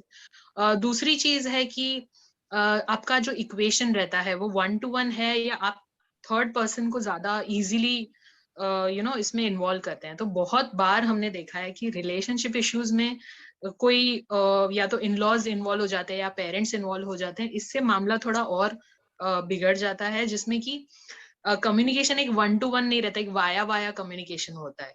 तो ये आई थिंक जरूरी है कि आपका जो एक पर्सनल आपके दोनों के बीच का कम्युनिकेशन है उसमें आप बहुत ज्यादा तीसरे या चौथे पर्सन को इन्वॉल्व करते हैं। तो आई थिंक वो एक कॉमन चीज है जो रिलेशनशिप इश्यूज होते हैं। बाकी there are so many other causes, there could be ये कि टाइम खुद एक दूसरे के साथ कम स्पेंड करना, या फिर दूसरों को अपने आप को दूसरों कपल्स के साथ कंपेयर करना कि ये तो फॉरेन ट्रिप करके आए, या हम क्यों नहीं जा रहे हैं इस तरह से, या ये इन्होंने ये किया अपनी बीवी के लिए, तुमने नहीं किया। तो ये चीज है कंपेयर करना। और इनफिडेलिटी इश्यूज होते हैं जो आजकल बहुत ही हम लोग कॉमनली देखते हैं कि जैसे कि मैंने कहा तीसरे पर्सन का इन्वॉल्व हो जाना रिलेशनशिप में। तो ये ऐसे बहुत सारे इश्यूज हैं, and it depends on couple to couple कि वो उन्हें कैसे सॉर्ट करते हैं, उसके लिए हेल्प ले रहे हैं या नहीं ले रहे। तो it's a very vague term, but yeah, these are some of the common causes. अगर किसी को कुछ क्वेश्चन है, मतलब मुझे ऐसे लगता है कमेंट चार्ट्स के सब कुछ एक्सीलेंट सेशन हुआ है, कोई क्वेश्चन उनके मन में नहीं है, ज्यादातर जो कमेंट्स आ रहे हैं एक्सीलेंट सेशन, गुड सेशन वैसे आ रहे हैं। अगर किसी को और कुछ क्वेश्चन पूछना होगा तो आप यहाँ पे या फिर हैंड रेज करके पूछ सकते हैं डायरेक्टली, या फिर कमेंट बॉक्स में टाइप कर सकते हैं, मैं उनको पूछ लूंगा। यहाँ पे जब तक नेक्स्ट क्वेश्चन आए, मैं यहाँ पे एक चीज बताना चाहता हूँ कि महिलाएं पुरुष से टेक्नोलॉजी के बारे में बहुत थोड़ा सा मुझे लगता है कि पीछे है। तो आपने जो टिप्स बताए उसमें से एक टिप्स ये भी रहेगी कि वो टेक्नोलॉजी को अच्छे तरह से यूज करना, मतलब जो छोटी छोटी चीजें हैं, आजकल पेटीएम है, गूगल पे है, तो उस पे हम इलेक्ट्रिसिटी का बिल भर सकते हैं, ओला उबेर, मतलब हमको और लोगों पे डिपेंड ना रहे। कहाँ पे जाना है तो किसी को बाइक पे लेके जाना है या फिर गाड़ी में लेके जाना है, तो आजकल हम ये चीजों का मतलब टेक्नोलॉजी का हम अच्छे तरह से मतलब टेक हेल्प, इसमें जो हम हेल्प ले रहे हैं ना सिर्फ पर्सन से, टेक्नोलॉजी का भी हम उसके लिए हेल्प ले सकते हैं। जैसे आपने इंस्टेंट हैक बताया तो उसमें से मुझे लगा था कि जोमेटो पे खाना मंगाना one of the instant hack है जो फीमेल्स मोस्टली यूज कर रहे हैं आजकल। तो वो मतलब हस्बैंड को मंगाने के लिए बोलने के बजाय खुद अगर वो सीख जाए तो वो और इजी हो जाएगा। जैसे और भी है, ओला है, उबर है, या फिर गूगल पे है। तो मतलब बहुत सारी चीजें आजकल हमें कहीं पे मतलब जाने की जरूरत ही नहीं है। बिजली का बिल भरना हो, हम घर पे बैठ के भर सकते, तो उसके लिए अलग से टाइम निकालना या फिर उसके लिए ट्रैवल करना, उसकी बहुत सारी मतलब जरूरतें हमारे टेक्नोलॉजी पूरी कर रहा है। हम फेसबुक, व्हाट्सएप, इन चीजों पे मतलब टाइम वेस्ट करने से अच्छा है कि मतलब टेक्नोलॉजी का जो अच्छा पार्ट है उसको हम यूज करें, या फिर स्किल्स के लिए मुझे लगता है कि मतलब जूम ने हमें बहुत अच्छी तरह से, मतलब वुमेन्स के लिए तो ये बहुत ये है, क्योंकि अगर वुमेन्स को कुछ नया सीखना है, कुछ स्किल सीखना है, कुछ कोर्स करना है या फिर वर्कशॉप अटेंड करना है, तो पहले मतलब बाहर जाना बहुत मुश्किल होता था। टेक्नोलॉजी के लिए वजह से आप वो घर में बैठ के, मतलब बच्चों को छोड़ के या फिर घर को छोड़ के जाने की आजकल, मतलब मेल्स काउंटर पार्ट जा सकते थे, फीमेल नहीं जा सकते, तो वो कहीं पे वो पीछे रहते थे। मुझे लगता है ये एक बहुत टेक्नोलॉजी की देन है। अगर हम फीमेल्स को वो जो फीमेल्स है वो इसको अच्छी तरह से यूज कर पाए तो उनको डेफिनेटली बहुत उससे मदद मिलेगी। What will you suggest? और मुझे और एक चीज जो आपने बोला स्किल्स, तो एक और एक स्किल है जिसमें महिलाएं बहुत पीछे हैं, और वो है फाइनेंशियल जो ये है मैनेजमेंट। तो ये भी एक चीज है जो इन जनरल हम ज्यादा स्कूल में इसके बारे में सीखते नहीं हैं, बट मुझे ऐसा लगता है कि फाइनेंशियल मैनेजमेंट औरतें अगर सीखे तो ये भी बहुत अच्छा एसेट होता है इन जनरल फैमिली के लिए। तो वो उसमें सक्षम हो सकते हैं, ज्यादा फाइनेंशियली इंडिपेंडेंट हो सकते हैं, खुद के फाइनेंसेस स्पेशली खुद मैनेज करना सीख सकते हैं। तो बहुत बार हमने देखा है कि खुद के फाइनेंसेस औरतें नहीं मैनेज करती है, उसके लिए उनको कोई लगता है, चाहे वो बैंक वर्क हो, चाहे वो कोई इन्वेस्टमेंट हो, चाहे वो शेयर मार्केट हो, चाहे वो, तो उसमें वो they need their father's help, they need their brother's help, husband's help. तो ये एक, अगर आप इसमें इंडिपेंडेंट हो जाए फाइनेंशियल मैनेजमेंट में, ये बहुत इंपॉर्टेंट स्किल है। डेफिनेटली। और टेक्नोलॉजी की वजह से मैंने जैसे बोला कि आजकल बहुत ऑनलाइन कोर्सेस अवेलेबल है, वो डायरेक्टली घर पे बैठ के भी सीख सकते हो। फिलहाल अपॉर्चुनिटी भी अच्छी है, यूक्रेन वॉर की वजह से मार्केट, शेयर मार्केट डाउन है, तो अच्छे अच्छे स्टॉक्स डेफिनेटली सब ले सकते हैं। ओके, नेक्स्ट क्वेश्चन आया है, I think Shraddha. Basically menstrual cycle चालू होती है तो उस टाइम के लिए कुछ साइकोलॉजिकल हेल्थ के लिए कुछ टिप्स आप दे सकते हैं? तो पीएमएस के लिए बहुत बार जो है फिजिकल हेल्थ के लिए हम लोग ज्यादा रेकमेंड करते हैं कि क्योंकि इसमें एडिमा होता है, तो सॉल्ट रिस्ट्रिक्शन या फ्लूइड इनटेक को रिस्ट्रिक्ट करना, एक्सरसाइज करना एक्चुअली बहुत रिसर्च बेस्ड रिकमेंडेशन है कि जितना आप एक्सरसाइज रेगुलर करते हैं उतना आपका पीएमएस के सिम्टम्स कम हो सकते हैं सीवियरिटी में। तो ये एक डेली आपको करना है। फूड इनटेक आपको हेल्दी रखना है, जितना हो सके कम प्रोसेस्ड फूड खाना है। तो ईडिमा जो सॉल्ट की वजह से, एक्सेसिव सॉल्ट की वजह से भी वो कंट्रीब्यूट करता है, तो ये चीजों में हेल्प करता है। तो ज्यादा फिजिकल रिकमेंडेशन ज्यादा है कि कैसे आप उसको उसकी सीवियरिटी थोड़ा कम कर सकते हैं।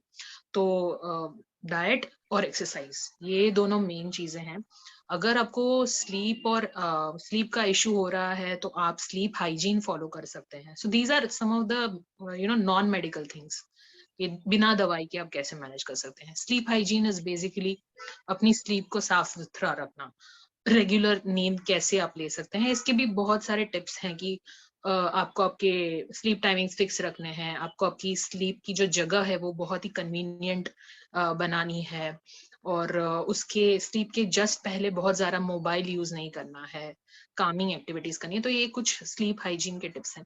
तो ये ज्यादा फिजिकल रिकमेंडेशन ज्यादा है कि कैसे, अगर आपको लग रहा है कि पीएमएस आपको है, यानी कि पीरियड्स के पहले आपको थोड़े सिम्टम्स आते हैं, तो उसे अगर आप पहचान रहे हैं तो ये कुछ चीजें हैं जो आप कर सकते हैं, जनरल चीजें।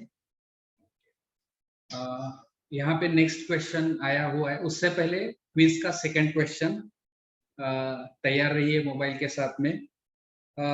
ये जो क्वेश्चन है, मैम ने जब बीमारियों के बारे में बताया जो एक्सक्लूसिवली फीमेल में देखी जाती है, तो उसके बारे में जब बताया, तो प्रेगनेंसी के बाद में, सॉरी डिलीवरी के बाद में 3 बीमारियां बताई जो फीमेल्स में पाई जाती है डिलीवरी के बाद में, पोस्टपार्टम पीरियड में। तो वो 3 बीमारियां कौन सी थी? आपको तुरंत से टाइप करना है और व्हाट्सएप पे मैसेज करना है, जो फास्टेस्ट आएगा वो विनर कहलाएगा। यहाँ पे क्वेश्चन और एक बार फिर बताता हूँ। पोस्टपार्टम पीरियड में या फिर डिलीवरी होने के बाद में कौन से 3 बीमारियां हैं जो आपको मतलब फीमेल में पाई जाती है? 3 बीमारियां आपको व्हाट्सएप पे मैसेज करना है। कुछ लोग हैं जो यहाँ पे चैट में कमेंट कर रहे हैं उसका कोई मतलब नहीं है, आपको व्हाट्सएप पे रिप्लाई करना है या फिर आंसर देना है तो वही वैलिड समझा जाएगा। नेक्स्ट क्वेश्चन जो है नेक्स्ट क्वेश्चन जो है यहाँ पे आया हुआ है कि अच्छे रिलेशनशिप के लिए कुछ टिप्स आप दे सकते हैं क्या? मुझे लगता है क्वेश्चन थोड़ा सा रिपीट हो सकता है, लेकिन फिर भी ये एक क्वेश्चन और आखिरी एक क्वेश्चन लेंगे हम, तो एक क्वेश्चन के बारे में आप क्या बोलना चाहिए?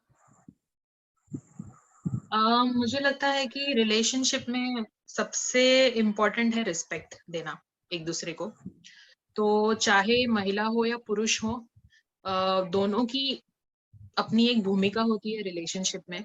तो एक दूसरे को कम नहीं समझना है, दोनों का एक अलग कंट्रीब्यूशन होता है। हम ये नहीं कह रहे कि दोनों एकदम इक्वल है या दोनों एक अलग अलग चीजें लाते हैं रिलेशनशिप में, और ये हमें अपने जो डिफरेंसेस है उनको रिस्पेक्ट करना है, और इन जनरल एक दूसरे को वो रिस्पेक्ट देना है एज अ पार्टनर, और अपने पार्टनर को डेफिनेटली प्रायोरिटी देना है। उन्हें उनके साथ सेकंड चीज जो मैं पहले भी बोल चुकी हूँ, कम्युनिकेशन अच्छा रखना है।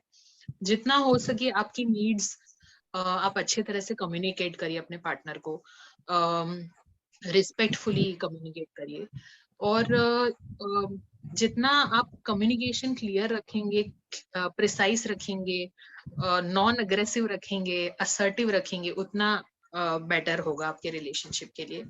और I think spending time together ये भी बहुत जरूरी है, एक दूसरे को वक्त देना।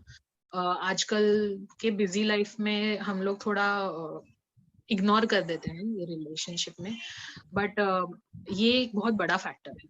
तो जब हम टाइम बहुत कम स्पेंड करने लगते हैं अपने पार्टनर के साथ, स्पाउस के साथ, तो ये इसका असर होने लगता है धीरे धीरे रिलेशनशिप पे। तो आई थिंक ये फैक्टर्स काफी इंपॉर्टेंट है, रिस्पेक्ट, कम्युनिकेशन, टाइम करना। और अगर कुछ हेल्प वगैरह दोनों में भी कोई मेंटल हेल्थ इश्यूज है या दोनों में कम्युनिकेशन प्रॉब्लम्स है, रिलेशनशिप इश्यूज हो रहे हैं, तो डेफिनेटली आप मदद ले सकते हैं किसी मेंटल हेल्थ प्रोफेशनल की। So these are some of the things. अगर हमने ऑलमोस्ट सभी क्वेश्चंस खत्म किए हैं, अभी भी किसी को कुछ क्वेश्चन पूछना होगा या तो आप डायरेक्टली पूछ सकते हैं या फिर कमेंट कर सकते हैं, चैट बॉक्स में आप कमेंट कर सकते हैं, हम वो मैम से पूछेंगे। यहाँ पे हम मतलब आज का ये जो सेशन है वहाँ पे हम खत्म करेंगे। उससे पहले फिर आपसे मैं आपको गुजारिश करूंगा कि जो लोग आज डायरेक्टली ज्वाइन हुए हैं, किसी और से उनको मैसेज मिला होगा, तो आप प्लीज 9503421124 9503421124 ये जो नंबर है उस पे व्हाट्सएप पे आपको माइंड केयर मैराथन / आपका नाम सेंड करना है, ताकि ये जो मैसेज है आपको वो डायरेक्टली आ जाएगा। तो आप आगे के जो सेशंस है, अभी जस्ट फर्स्ट सेशन हम आज खत्म करने वाले, 41 सेशंस और होने वाले हैं। As name suggest, it's mind care marathon. We are like हम 42 सेशंस कंडक्ट करने वाले हैं हमारे मेंटल हेल्थ के बारे में, मेंटल इश्यूज के बारे में। और इंडिया के टॉप 42 साइकियाट्रिस्ट आपसे बात करने वाले, आप उनसे डायरेक्टली बात कर सकते हैं, आप उनको सुन सकते हैं। तो मैं ये जो एक अच्छी अपॉर्चुनिटी है, मुझे लगता है कि वो मिस नहीं करना चाहिए, चाहे साइकोलॉजिस्ट हो, सोशल वर्कर हो, एनजीओ वर्कर्स हो या फिर आम आदमी हो, सभी के लिए है। जैसे मैम ने बताया कि this is a social issue now, this is not a personal issue, this is a social issue. Personal तो है ही, लेकिन वो अभी सोशल इशू बनते जा रहा है। हमको ये डील करना जरूरी है सोशल अवेयरनेस के लिए, खुद के लिए, लोगों को अवेयरनेस के लिए ये जरूरी है। क्योंकि बहुत मतलब ये बीमारियां जो है, मानसिक बीमारी जो है, मानसिक आरोग्य जो है, वो बहुत इम्पोर्टेंट है। हमें इसके तरफ ध्यान देना बहुत जरूरी है, और अगर हम पहले से ही तैयार हो तो बेटर हो जाएगा। अगर हम कभी बीमार पड़े तो उसको पहचान पाए, उसको डिटेक्ट कर पाए, या फिर उसको अर्जेंटली हम डॉक्टर के पास में लेके जाए। क्योंकि क्या है कि जैसे बोला जाता है कि साइकाट्री का ट्रीटमेंट या फिर बीमारी का ट्रीटमेंट लाइफ लॉन्ग चलता है। ये लाइफ लॉन्ग यूजुअली नहीं चलता है। ये अगर हम जल्दी से डिटेक्ट करेंगे, तुरंत से ट्रीटमेंट कंप्लीट करेंगे तो वो खूब बहुत अच्छे तरह से 6-8 महीने में भी वो बीमारियां कंट्रोल हो सकती है और वो ट्रीटमेंट 6-8 महीने में ही खत्म हो सकता है, या फिर कुछ बीमारियों में वो 1-2 महीने के लिए भी हो सकता है। तो इसके लिए इम्पोर्टेंट कि हमें पता चले कि वो बीमारी क्या है या फिर ये बीमारियों के सिम्टम्स क्या है, कब हेल्प लेना चाहिए। मुझे लगता है आज बहुत सारी अच्छी जानकारी हमें डॉक्टर अपर्णा देशमुख मैम ने दी है। Definitely I am thankful to her, like आपने बहुत अच्छी तरह से जानकारी दी, अच्छे शब्दों में, मतलब टिप्स तो मतलब 7 इयर्स मदरिंग या फिर 5 जो टिप्स है वर्किंग वुमेन्स के लिए, ये बहुत अच्छे तरह से आपने समझाया है। मुझे उम्मीद है कि ये जो यहाँ पे महिलाएं थी या फिर जो लोग थे वो उसको, मतलब ये जैसे आपने बोला कि ये सभी के लिए है, सभी मतलब इसको फॉलो कर सकते हैं या फिर यूज कर सकते हैं, तो डेफिनेटली ये उनको फॉलो करेंगे। जाते जाते हम विनर्स घोषित करेंगे जिन्होंने दोनों क्वेश्चंस फास्ट दिए थे और आंसर बराबर बोला था, और वो है doctor Hanif. Congratulation doctor Hanif, आपको आपका गिफ्ट मिल जाएगा। बाकी जो सेकंड 2 है वो मैं बाद में देखूंगा, क्योंकि मोस्ट ऑफ द आंसर्स कुछ लोगों के गलत आए हुए हैं, तो उसको थोड़ा सा भी जो विनर्स सेकंड 2 चूज करेंगे उसको हम देखना पड़ेगा। Thank you ma'am for like accepting this invitation. लोगों को मतलब अवेयरनेस के लिए आपने मदद की है, और मैं सभी से विदा लेता हूँ। मिलेंगे अगले मंगलवार को इसी, मतलब इसी टाइम नहीं, 7 बजे एक नया चैप्टर लेके। आपको टॉपिक का नाम भी मालूम है, फिर भी आपको मैं इनविटेशन जरूर भेजूंगा। आप सभी लोग आए, अपना टाइम यहाँ पे दिया। I hope we have like, हमने वो टाइम का अच्छे से यूटिलाइज करने के लिए आपको मदद किया है, उतना वैल्यू हम दोनों ने डिलीवर किया है, आपको अच्छी तरह से समझाया हुआ है। अगर फिर भी आपको कुछ क्वेश्चंस होंगे तो आप डेफिनेटली 9503421124 पे पोस्ट कर सकते हैं। हम आगे के सेशन में अगर ले पाएंगे तो लेने की कोशिश करेंगे, या फिर कभी उसके लिए यूट्यूब या फिर फेसबुक पे उसका कुछ आंसर देने का चांसेस है तो वो डेफिनेटली हम कोशिश करेंगे। Goodbye everyone, good night and sweet dreams. Thank you ma'am. Thank you doctor Atul.